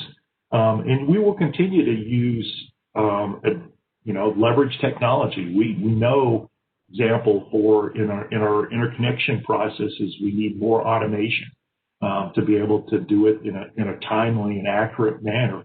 I think we're one of the big users for EPRI's Drive tool to use for hosting capacity, and expanding that capability and doing it more frequently and making it more accurate are certainly key aspects of continuing down this journey. So a lot of things are going on. We're also now, like many others, evaluating the needs for a DERMS system. As we talk about the FERC 2222 order that was previously mentioned, we're trying to decide, what does that mean? In our footprint, we have 2 different RTOs.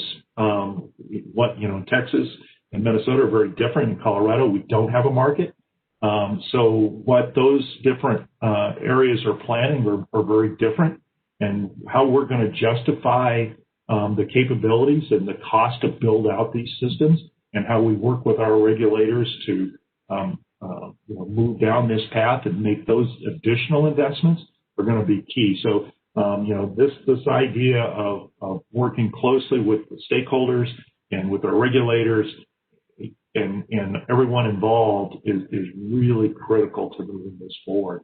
I will just add that one of our most recent announcements was that we're going to support the addition of 1.5 million electric vehicles in our footprint. And, of course, wrapping our arms around what that means from a grid perspective is going to be critical. I think, looking at how you optimize that, because as was pointed out earlier, you can't just add investment to the distribution system. You have to optimize it. You have to do it efficiently. And how we make those grid improvements to support that kind of an effort is going to be key. How we do that in an optimized manner through managed charging or beating vehicle to grid. What are those capabilities going to be? We're going to be making more investments in that area as well. So I'll conclude my remarks there, Mark. Great. Appreciate it, John, and great perspective on kind of what we're all facing as an industry. And I'm going to throw one question at you, kind of follow up on a discussion with Maria. As you double your distribution investment, is there an impact on rates associated with that? And if there is, let's take Minnesota in particular, where we have these community solar installations, and we have those communities saving a bunch of money with their big solar gardens. Has there been a discussion of energy justice and which communities get to do those community solar projects, and whether there's a kind of a focused effort to make sure that communities in need are included in these projects as well? That is very much part of the discussion today, Mark. and that's been one of the challenges with the community solar garden program. And it was envisioned as an opportunity for all. And as those programs have gone forward, they've been a little bit more pointed towards, the commercial side of the world and not to the residential customers or the low income. And so that's been a challenge. How do we change the program to have that effect? Now, at Xcel Energy, we have proposed utility programs that are addressed towards low income. So we've done our own community solar gardens that are focused on those low income customers. And certainly with costs coming down the way they have today, we've been able to do those without them being a premium product. And so that, that allows customers to participate in a better way. But I certainly think there's going to be more discussion around that. Community, one of the issues particularly, that hasn't been resolved, at least in our area, is around net metering. It varies a little bit across our footprint. Texas is very different than Minnesota. But right now, there is quite a bit of cost transfer that goes on because of the rates we pay for community solar gardens versus our own rates and those costs. So there is some cost shifting going on that I think we do have to be cognizant of and does have to be addressed. And there are ongoing conversations around that they're occurring every day. It's definitely a great topic for conversation. Thanks, John. We're going to go outside the United States finally here. I think we got some great perspectives there. So we're first going to go a little bit north where climate change adaptation is a big topic, and Hydro-Quebec's done a great job with their roadmap for the distribution system going forward. We have Maude Gauthier joining us as the Network Strategy Manager for Hydro-Quebec. Maude, you want to give us a little bit perspective from the Canadian side of things? Yes. Hi, Mark. Hi, everyone. Do you hear me well? Yeah, you're fine, Maude. Okay, so thank you, Mark, and thanks, EPRI, for this nice opportunity, and congratulations to all panelists. It was really of interest, all those exchanges and presentations. Well, it is my pleasure to be with you this morning, or for some of us this afternoon.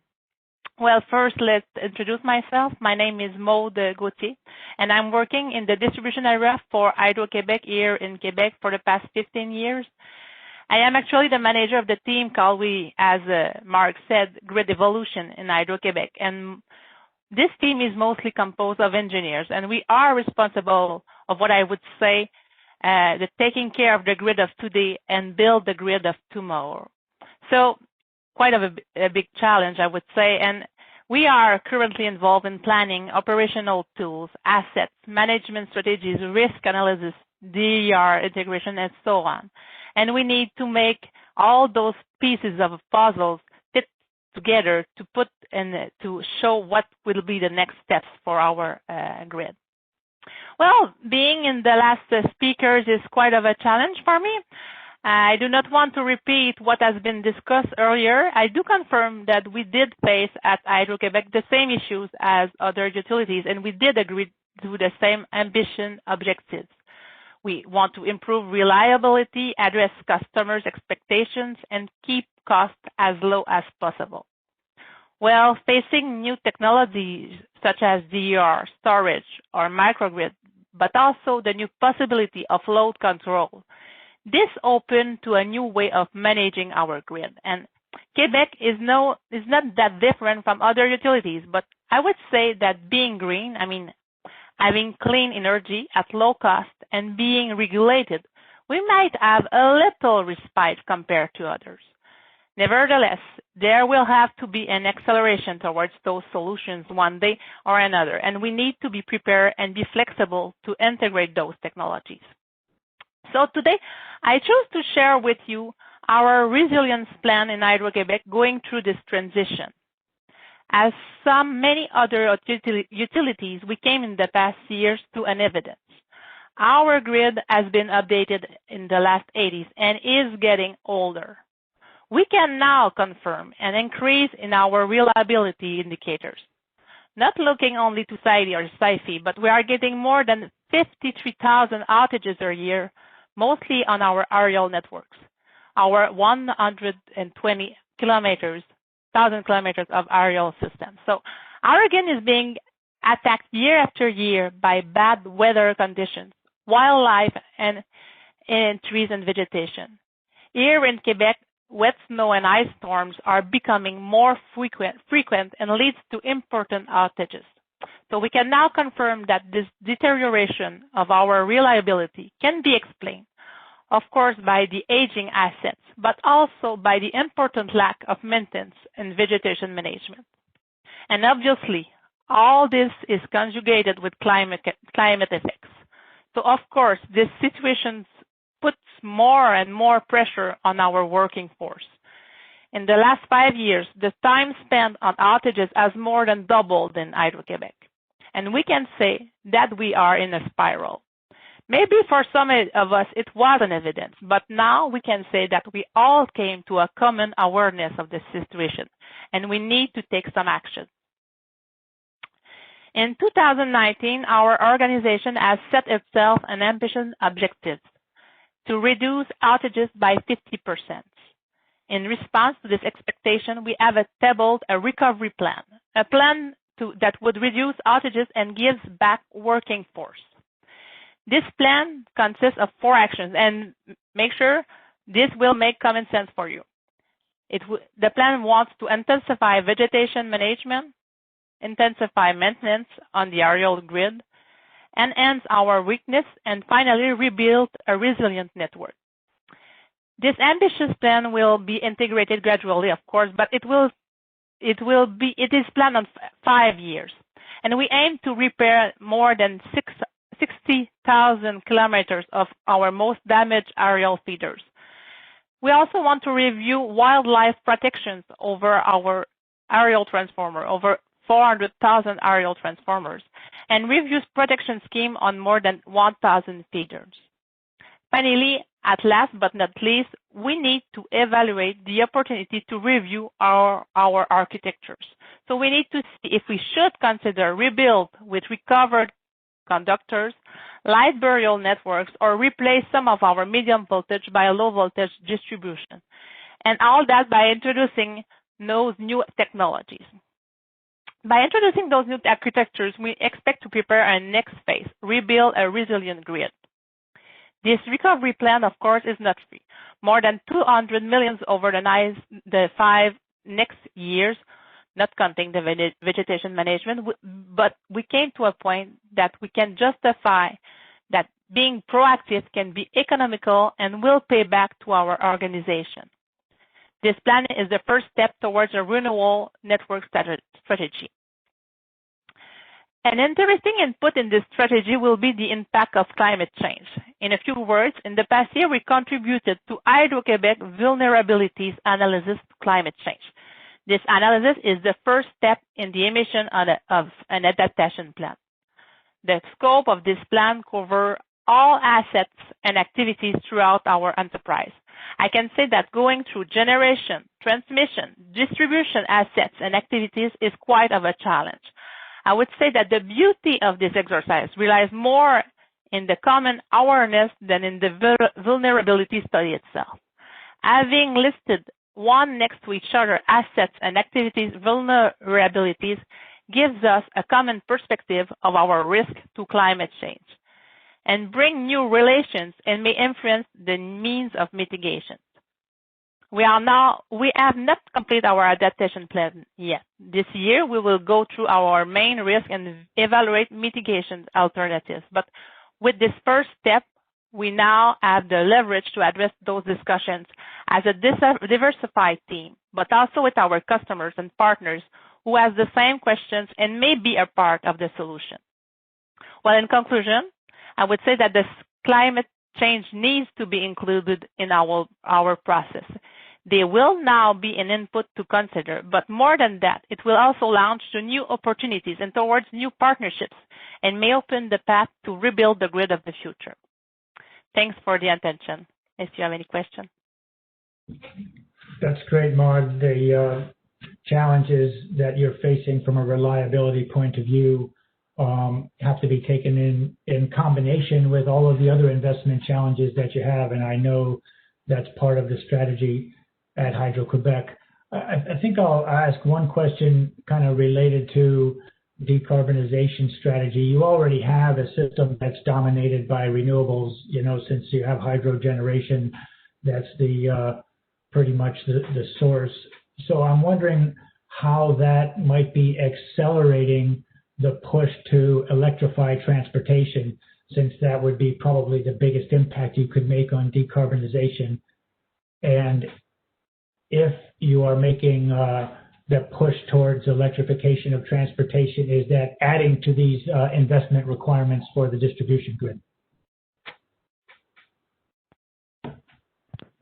So the impact, the kind of what the electrification goals are in Quebec, and how that's impacting your investment requirements. Well, it's a good question, Mark. I may not have all the answers to your question, but we are looking, of course, to implement new renewables in Hydro-Québec and get to those will of our customers to be a part of the solution. So we have to look further how we will be able to integrate those solutions to the grid of the future, and may be an economic solution for us. I have one other question from the chat from Fabrizio, and he's asking how much of the investment that you're making for reliability improvement would be in artificial intelligence and intelligent systems to be able to predict and prevent outages and problems versus investments in actual infrastructure. Oh, well, we do some. Oh, I didn't hear you, Mark. Could you repeat, please? How much of it is in making the system smart? I'll just give a little commercial to the fact that Hydro-Québec has developed a very powerful system for monitoring and predicting outages based on precursor disturbances. It's called LINE, and it's deployed on quite a few distribution systems, but it also has costs in terms of the sensors and the data analysis.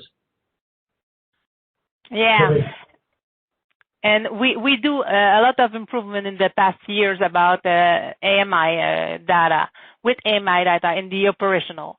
And this gives us a good efficiency with our technician and operators to address more effectively the weakness on the network, and came back also to our customer services, who all get answers more rapidly. So that's about it. Great. Thank you very much, Maud. Okay, we're going to take a trip down to South America and Brazil for our final panelist, Rafael Lazzaretti from CPFL in Brazil, the Distribution Commercial Director. And I won't add any background. It'd be interesting to get a perspective from Brazil on decarbonization and distribution investment strategies. Thank you, Rafael. Thanks, Mark. Thanks for the invitation and the opportunity to participate with all of you. It's been a great forum. I think Maud thought that she would close, but I'm the final one, so I'll have the opportunity to add also on her comments. I'm distribution director. I run all the customer relationship with the customers from our utility company, and previously I was the strategy and innovation director here. So we participate on the discussions also in Brazil about the future of the distribution sector. Quick brief on CPFL. We are an integrated utility here in Brazil. We are the second largest in distribution with 14% market share. So we have operations in most of the developed states in Brazil. We are the largest renewable company in Brazil as well, with more than 4 gigawatts installed capacity. And we are also a trading. We have the trading arm, the non-regulated trading company, which is also the second largest in Brazil. So basically, we are a big group in Brazil, integrated operations, and also part of our interest in discussing the future and the energy transition comes from this position. We are in all the value chain, so We want all the parts to evolve properly for the future. Basically, the context in Brazil, I will try to instead of repeating the main points, I'll try to make some parallels in specific aspects in Brazil that I think are interesting. Brazil, we have a huge country, one of the largest integrated systems in the world. We have 170 gigawatts of capacity in the country. And we are already renewable. So when we talk about decarbonization in Brazil, our context is a little different from other countries. I think we are closer to Canada in this sense. We have 86% renewables. Okay, almost 90% of our generation is already renewable. I think the main trend here in Brazil is the growing. We had a large base of hydros that are part of this renewable strategy in the past. But I think the main aspect in decarbonization in Brazil is the growing participation of wind and solar. Okay, so wind is becoming huge in Brazil. We have very strong locations with the wind generation, especially in the northeast of Brazil. With very high, above 50% installed generation capacity factor. So we're talking about very good potential generation, and we also have a huge solar potential. We already have 7 gigawatts of solar in Brazil. Almost more than half, around 4 gigas, are from distributed generation. So this is something new, relatively new in Brazil, and is already growing very fast. We have a net meter close to what I think John mentioned. We have a net metering scheme that incentivizes a lot the install of solar rooftops, and we also have the allowance of let's say community solar, where you can generate in one location and compensate in other locations within the same concession area. So I think this is so all of that said, I think this is the main challenge we face in Brazil, is the integration of these new wind that are located far from the center of load, and also the solar in this distributed generation mode, and that basically has not only rooftop model, but also this model of small distributed power plants. Okay, so basically this is the model. We've been discussing a lot in Brazil the need for robustness in this to face this growth in renewables. So there is a lot of investments in transmission and in intelligence in the transmission system, also distribution, that I will go further details. And also how to complement the renewables with some level of dispatchable sources. So this is one discussion that is going on. So basically, considering this context of the matrix and the situation in Brazil, I think that the main discussions regarding evolution in regulation here are regarding liberalization of our market. We have free market, we have unregulated markets, but they are still restricted to only a few number of customers, the big ones, the big industries and commerces, the C&I customers. So basically, we have that there is a lot of discussions regarding the further liberalization of our market and how to integrate the DERs and the growing evolution of ERs. One thing that is still not happening in Brazil, and it's one of the main things we believe must happen, is the decoupling of the tariffs. For low voltage customers, we have couple wire and energy tariffs bundled. So this is an evolution that we must have. The expansion of the generation is also important. This is differently from more mature countries. Brazil is still growing. It is still an emerging country. So we need to make sure that we have enough generation to fulfill that. And we currently, the model for expansion in Brazil is that the distribution company, the DSO, we also have the role of buying energy from the generations, and this PPA is what makes the project finance for generation possible. So basically, when we decouple, when we bring the distribution company basically to the infrastructure business, this model has to be rethinked, and this is also a challenge for in Brazil how to evolve, considering this change in the distribution business model. Also, something particular from Brazil is regarding how to provide energy for low income and not so mature customers. We are an emerging country, but we cannot treat all customers as they are one. So we have different realities in Brazil. We have some level of poverty, and this is a concern from regulators and legislators. How a more liberalized model would deal with these type of customers. So probably the discussion regarding a last resource supplier is something that is very important, and probably this role will be within the DSO. And then, of course, I think, as most of my colleagues mentioned, the smart grid, the implementation of new technologies to enable this liberalization and this integration of DERs. We believe in CPFL, we believe that the DSO will have a platform, it will be a platform for all these integration of DERs, I think, as most of the companies believe.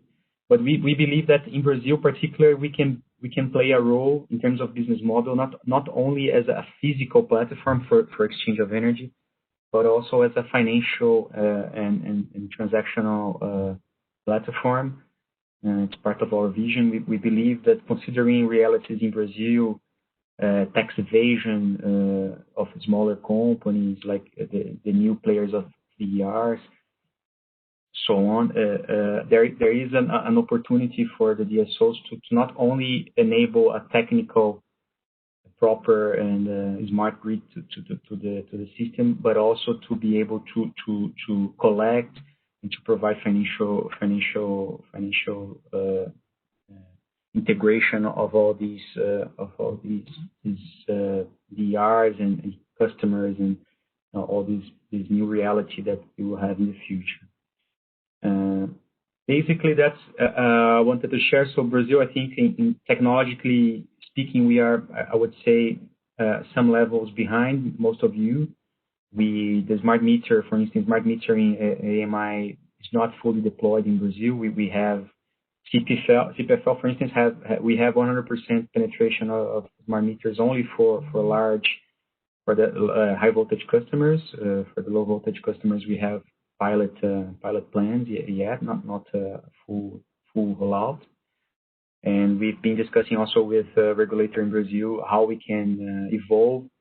And I think, as most of my colleagues mentioned, the discussion is basically on the financials and the benefits for the customer with this new smart meter. This is what we've been trying to demonstrate to regulators. Basically, this is what I wanted to share. I think we have a long way to go in Brazil, and CPFL, we believe that the DSOs will have an amazing opportunity for the future to invest in technical smart grids, but also to play an additional role in this model. Thank you very much, Rafael. We do have a question, and I think it's a good one, related to the non-technical losses in Brazil in general and CPFL in particular, and does that become a justification for AMI deployment to help reduce non-technical losses as well as technical losses for that matter? I know that technical losses on the distribution level are a very big priority in Brazil, and the analytical tools and simulation tools that are used for that, we have a very close relationship with, since they use the distribution modeling tool that we developed at EPRI. But non-technical losses is an interesting question. For sure. Brazil also has this reality. I think we have locations in our country, not CPFL. We are our global losses in technical plus non-technical is around 9%, but we have some locations in Brazil where we have 30% losses. So it's huge. It's a social problem we do have. And for sure, part of the business case for AMI is the reduction of non-technical losses. Particularly, I can say for CPFL business model, we update every year also to demonstrate to regulator. One of the main value levers of the investment is the control and reduction of non-technical losses. Even for a concession like ours, that has comparing to Brazil reality, we have a relatively low level of non-technical losses. But for sure, it's one of the main value levers for the business case. Yeah. Okay, great perspective and illustrates exactly what we talked about in terms of this whole global DSO platform event, that the problems really are the same around the world. So it reinforces the value in working together on this. We're going to have a short question and answer session here in a moment. But yesterday we actually did 2 polls. It's the same poll. We did it twice. And I think we'll go ahead and quickly, Kathy, if we can just give people like 1 minute to fill out the polls, that's probably enough. The first poll question is up there. And the way this works is that we want you to think about the most important priorities from your DSO perspective right now. So this is right now, and then the second part we'll talk about in the future. So how you see these priorities changing, say, 10 years from now. Not sure if we did 5 years or 10 years, but anyway, the first poll is right now. Go ahead and indicate your preferences. If you were on yesterday and you want to change your choices after we talked about it, that's fine. But today's poll will be separate. But then we'll be able to share these, clean these up and share them afterwards.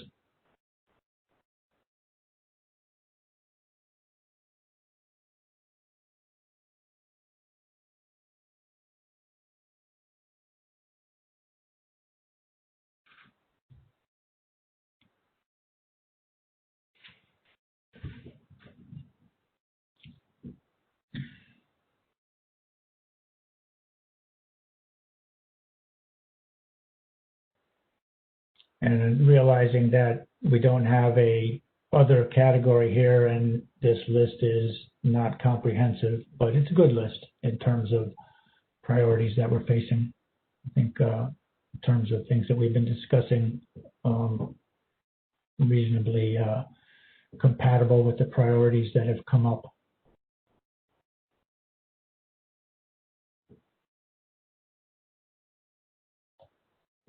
I don't know, Kathy, if you can tell if we've got a reasonable number of respondents, you know, like maybe we've got at least 70 or 80. Yep, we've got 50 who have completed and 7 who are in progress. I'll just give them a couple more seconds. Okay.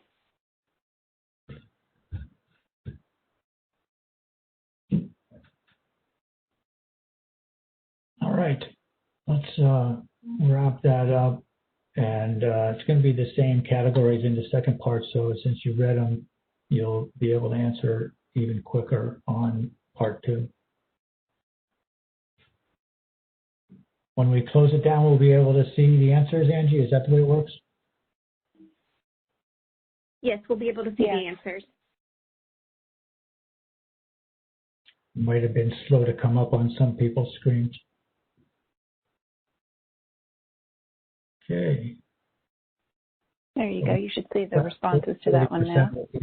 40% of the people responded, and flexibility and digitalization were the 2 that got the highest importance right this minute. And so let's go ahead and throw part 2 up there, which is, do we do 10 years or 5 years? 10 years. Go ahead and I'm still seeing the answers to the first poll, at least here. By the way, the poll is over to the right. It should pop up. If it doesn't, there's a polling down arrow that should bring it alive. So the next 10 years, how do you see this changing in the next 10 years in terms of the priorities?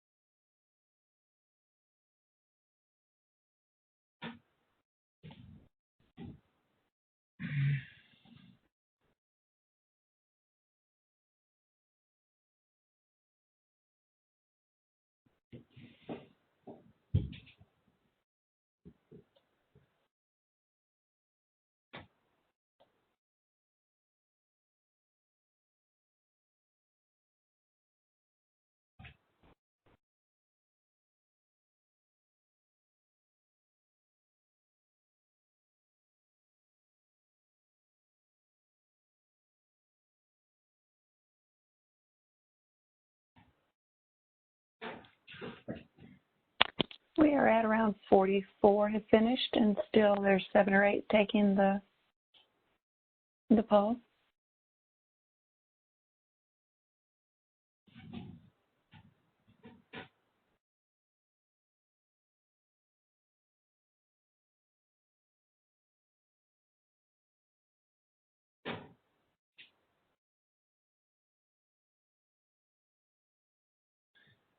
You can move the slides to that list of questions that we have. We won't go through those exactly, but I'll just leave those up there for thinking about. And I'm actually going to start with the third one on there when we finish up the poll here. All right, let's see how the poll looks there.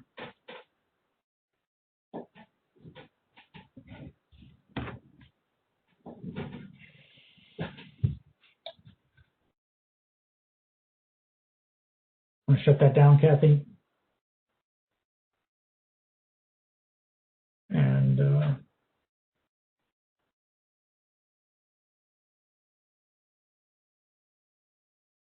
boom. Digitalization, resiliency, and flexibility. Great. So that's a useful mark in time in terms of priorities that we're facing, and we'll just leave that out there, and we'll clean that up and make some slides out of it for the presentations that we're sharing. So let's go ahead and take a few minutes to talk to the panel about some of the issues that we're facing. We actually had one question in the chat, which I think I'll start with that. It's a technical question, and I think it's a useful one as part of the overall strategy for managing the distribution system. The question relates to the fact that as we get more and more renewables on the distribution system that are variable, and voltage problems are one of the things that come up. And as we implement electric vehicle charging, that adds another factor that may impact the voltage. So just a question to the panel in terms of strategies that you're putting in place and you're thinking about for voltage management on the distribution system to deal with integrating renewables as well as electric transportation. And I'll expand it to ask in terms of what you're thinking in terms of being able to implement data analytics and smart voltage management, maybe in combination with traditional approaches of bigger wires and voltage regulators and reactive power management. So just I'll open it up to the panel. You guys can unmute yourselves, and if you have a comment on that, maybe a couple of comments would be good in terms of where that's fitting in your investment strategy and what approaches you're taking.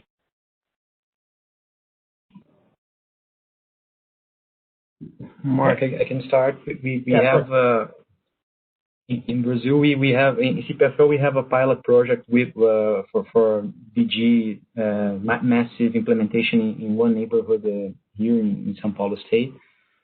We saw some situations of overvoltage and problems that so it's not only the simulations demonstrate that, but we actually saw that.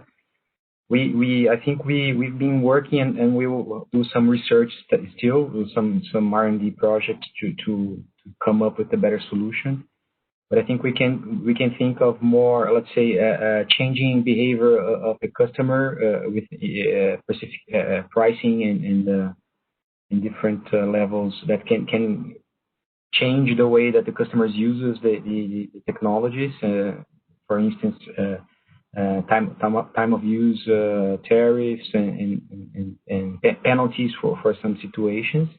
So we can work on solutions that are more on the incentives and payment schemes. We still need to test if they work. And we can also think of more, let's say, more command and control solutions.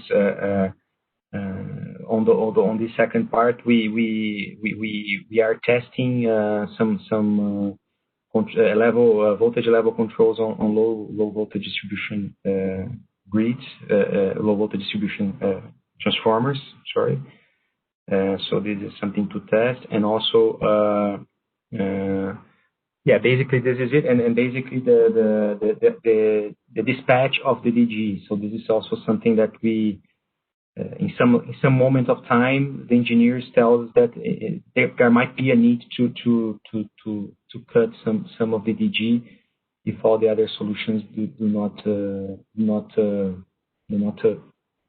solve the problem. But it's still something that for sure we need to come up with a solution. Hey Mark, this is Rob. So our legacy voltage control on distribution has been a combination of voltage regulators and capacitors, both switched and fixed. Certainly with the increased distributed generation, our planner's focus, which was almost exclusively on low voltage in the past, right now has to consider issues with high voltage associated with the impacts of the distributed generation. So some of the things that we're doing today is we are adding sensors and remote control capabilities to the switch capacitors and the line regulators that we have dispersed on the distribution system that we historically had a set it and forget it mentality with them in the past. We're also deploying volt var optimization schemes in which we're getting a lot more data to analyze the voltage profile across a complete distribution circuit and or substation. And looking towards the future, we're working with our peer utilities in the jurisdictions, considering what opportunities will smart inverter capabilities bring forward to us in the future. But to date, we haven't really enacted any of those yet. Great. To add on, the basic approach to most of the DER integration is the do no harm approach on interconnection for injecting DER, making sure that you've studied and have in place essentially the facilities that allow those DER to operate without negatively impacting the system. And then I think from there, growing to where Rob was talking of adding our capabilities on sensing, reacting, and managing those DER in the future as it becomes higher and higher penetrations is where we're headed.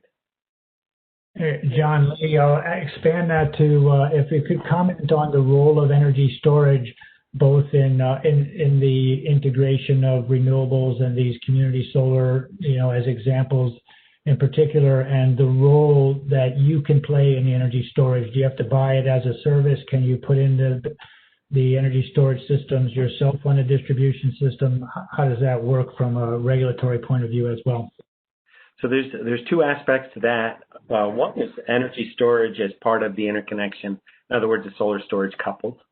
And those are actually studied as if the storage is being installed for the purpose of helping with the interconnection and making sure that that interconnection stays in that do no harm time frame or setup. So those are actually progressing in some fashion through our interconnection.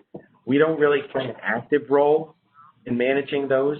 Those are more, say, within their own installation. So in other words, they use solar and storage and work together as a unit within that developer's, say, setup.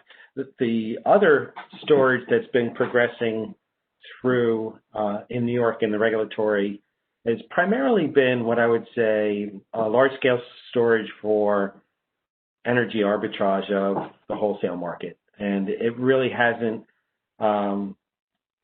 played a lot in management of distribution voltage. It might show up in a non-wires alternative solicitation or contract, but for the most part, it's not playing an active role on the distribution side of things in managing voltage, regulation services, or anything else other than providing energy arbitrage. Mark, let me comment on that from a Portland General perspective. We've seen the benefits of storage far exceed our expectations, even though we're at the very beginning of this period of time. First and foremost, by having storage combined with wind and solar generation, we are able to use more of our scarce transmission resources in those large-scale projects. And so that's very important, particularly given the environmental nature of building additional transmission. The second, we are seeing it enhance the reliability of our distribution system, providing resource adequacy closest to our customers, and again, augmenting specific pinch points in terms of transmission access and availability. And then thirdly, when it comes to challenging areas for wildfire, storm restoration, others, particularly areas that are a little bit more remote and rural, storage is providing additional reliability that's critical, and many of those areas are more underserved and have lower socioeconomic backgrounds. So it's providing, I think, a ability to be inclusive in a clean energy future at lower cost than we otherwise would have seen with other solutions. So I think this is very promising, and it's one of the reasons why utilities being able to invest with the same economics as IPPs and others is critically important to our reliability going forward and the reliability of the system. That's great, and I'm curious in terms of the regulatory discussions that you're having associated with those energy storage applications, especially considering the stacked value potential of some of those storage systems.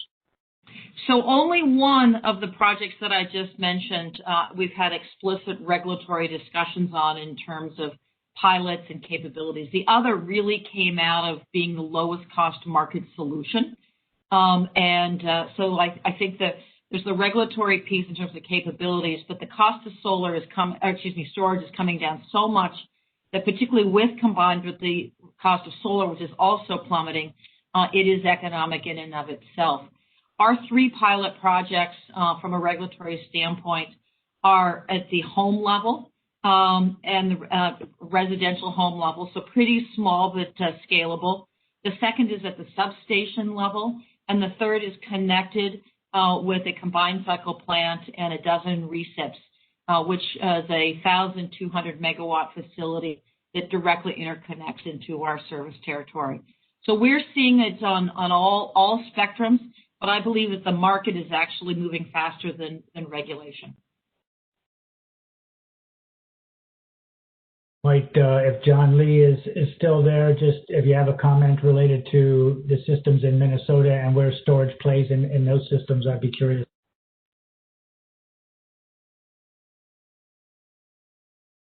we're in a situation where we are having those regulatory conversations. I mean, at least in our footprint, in general, we're being challenged about our ownership of storage, particularly behind the meter, and certainly on the bulk system. For those purposes and supporting our wind, we're starting to move forward with those types of projects through our resource proposals and bids. But on the distribution system, it's a bit of an uphill battle now. We've done a few pilots. We've demonstrated the value, but really to get down to any type of substantial deployment, we've still got some challenges to work through. And John, I think you're bringing up a really good point, and it's incumbent upon all of us as utility leaders, and that is to clearly articulate the value proposition of the integrated grid. It's going to be more complex in the future. Clearly, everyone has talked about the reliability concerns and the resiliency concerns we've seen from climate change and otherwise. And so I think the value of the integrated grid is that much more important for us to remind our customers and leaders who probably in many instances have taken what everyone has articulated for the past couple of hours for granted.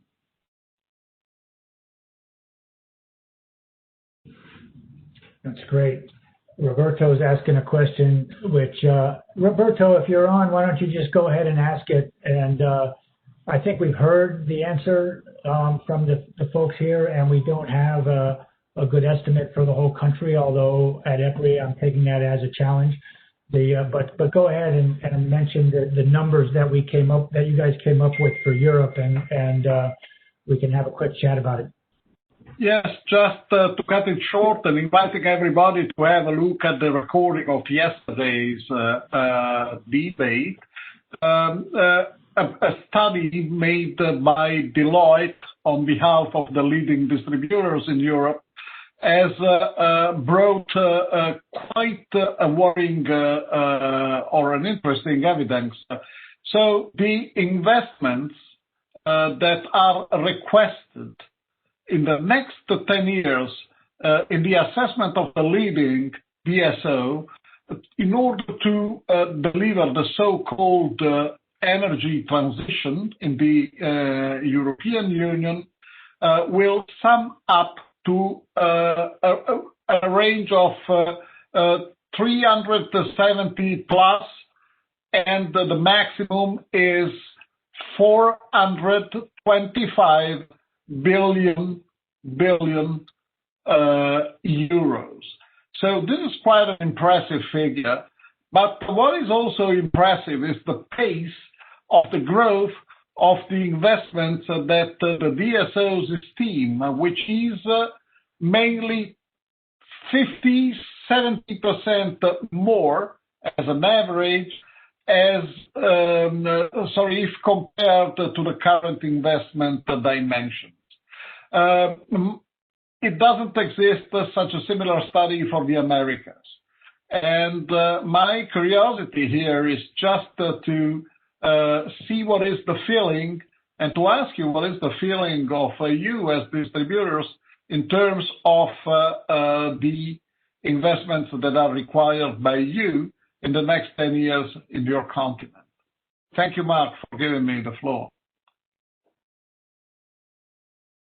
I think we heard comments like from Rob Sheridan talking about the need for doubling investment in the next 5 years and others. So I might just open the floor up for comments on level of investment compared to historical numbers.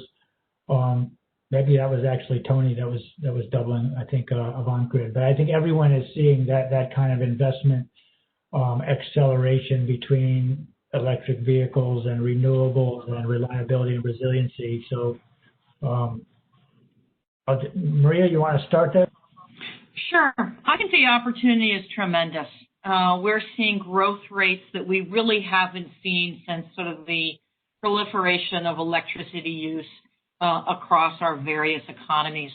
But I also think that we have a challenge as independent power producers, as regulated utilities, and as everyone on this call, because we are going to see many different approaches and many different competitive models.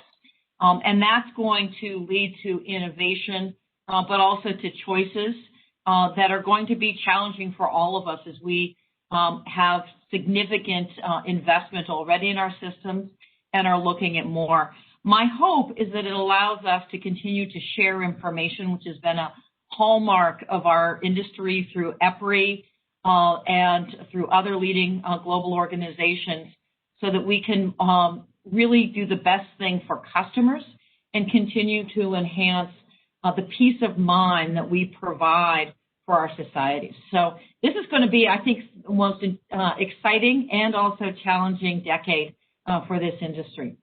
And Mark, thank you for your leadership in convening this morning's discussion. Thanks. I know Kenny threw out the number 10 billion in 5 years, and I don't remember what that was in terms of a multiplier terms existing in terms of existing investment levels. Well, I will tell you, I paid a little bit of attention to what CenterPoint is doing, as well as Excel and many others. And the earnings growth rates that we have recently enjoyed as an industry and are forecast to enjoy in the future will challenge all of us with opportunity. And CenterPoint and Kenny are certainly on the leading edge. Yeah, Maria, thank you. Mark, what I try to tell my workforce is if I was a young engineer today, 25 years young, and excited about my future, I am amazed at the opportunities to be in our industry, whether you're up in the Northwest or you're up in the East Coast or you're down here in the Texas Gulf Coast.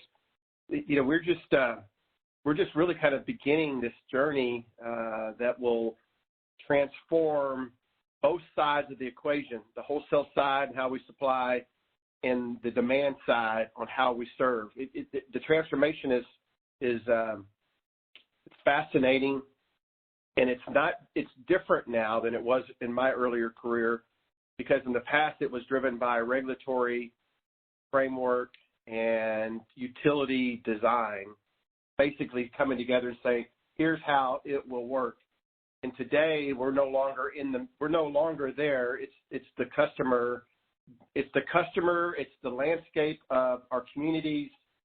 It's a younger generation, and there's just momentum that says we're not listening. We're telling you.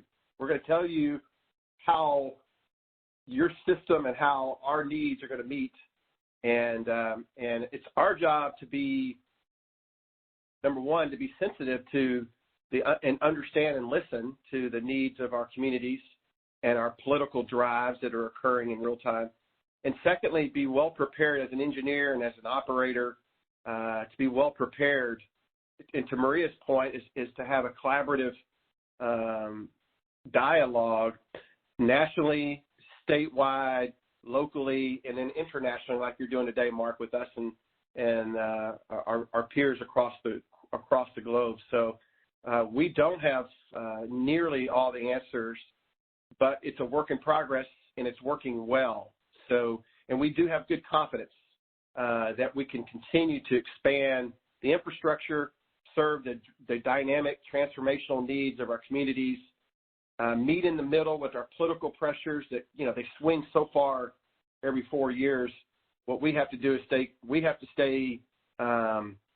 sustainable over 10 and 20 years and provide low cost, affordable, reliable, resilient, and cleaner energy for the long haul. So it's just a fascinating time, and I'll leave it there. But yeah, there's still a lot on our plates to make it all come together.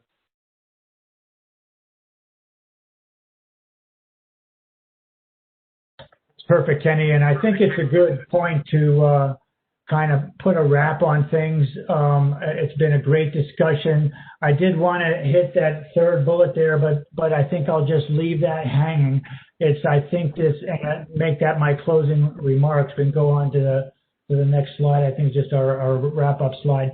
That I think who's responsible for the data platform. Texas has provided a really good example of how we can make the advanced metering data platform available to the customers and third parties, and make it useful, make it a valuable resource for customers while also using it for operations. And I'm wondering about the broader data platform of, electric vehicle charging infrastructure, renewables, energy storage, smart appliances, and the platform that allows us to integrate all these resources, and who's actually going to manage that platform. Around the world, we see in Germany and Austria right now the TSO taking kind of responsibility for, organizing the platform and registering those IoT devices and distributed resources. And other places, I think in New York, if we ask Rob and John and Tony that as part of the distribution system platform, the distribution company may be taking some responsibility for that. And other places, maybe third parties, aggregators, maybe Google will build the platform and we'll all tie into it and use it for our resources. But I think this area of data and who manages the data is definitely one of our big challenges going forward, and could be the topic of an entire one of these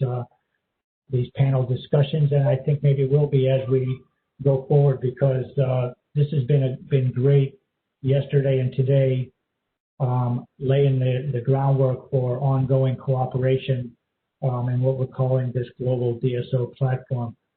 I want to thank Enel and Rosseti for coming up with the idea, taking the initiative to engage the E.DSO folks under Roberto and Eurelectric with Christian, and allowing EPRI to participate in this and bring together some perspective from the Americas. And I thought it's been just a great discussion both days, and looking forward to using this as a resource as we develop research priorities and talk to the industry about the future.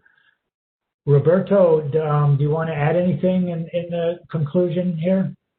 No, I will pull out in a few minutes, but all I wanted to add, I would have written in the messages if you were not closing, is great discussion. First, higher end quality DSO and participants here. Many aspects have definitely outperformed what we did yesterday in terms of discussion and a lively proposal of what is this extraordinary overview that you have given about the United States and the precious input also from Brazil.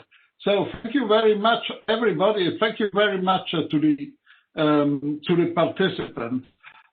We shall, with EPRI and Eurelectric, we shall implement another website and having something in the internet, but taking care it does not become a corpse in the net. So we would like to keep alive the possibility to confront with other DSOs in a global perspective on some topics. Regulatory is one of those, investments is one of those, and the specificity of the job of the DSO is certainly even more challenging these days and in the next year if you compare it to what it has always been so far.